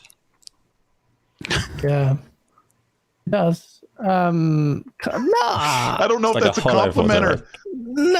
It's not a compliment. No. Is it not? Okay, I haven't seen that much. I thought you meant it extracted the soul from Forza Horizon, but you're saying No. yeah. It's the husk. It's Forza Horizon without a soul. Yeah. We'll see. Gaz, go and watch the 2-minute trailer on the Ubisoft channel. You'll be like, I wanted to send it to you earlier, but I didn't want to interrupt you or have you doing this during the show. Yeah, I'm gonna check it out. I'm gonna check it out if I can download I know it. you are. I thought the gameplay looked nice, but yeah, if you're saying it's like budget Horizon, and Horizon is really good, then I don't know. There's so much to play. It's just been a mad year already. So it's gonna go so much to play. So I can't wait. And Starfield's coming, so that's gonna be crazy for us. And Spider-Man, if you're a fan of hitting triangle. And on that note, I'm joking. I'm not. But yeah, on that note, it's been a fun show. It's so good to be back. It just felt wrong not to be here. But thank you everyone in chat. I hope you had a good time. Even ponies and Xbox all together in unison. We are not an Xbox channel, despite the fact that I'm me being a piece of shit. We're not. If you want to see the Xbox stuff, you can come on my channel, but that's not about me. It's a bit about the source. Ladies and gentlemen, I hope you had a great time. Before we do that, we're going to ask our guests. Luke's camera battery has died, which is funny because I have the same issue with my cameras. Yeah. But Luke, tell people where they can find you. And I hope you had a good time. I did, yeah. Thank you. It was a pleasure as always, and great to chat with Colt for the first time as well. So that was awesome.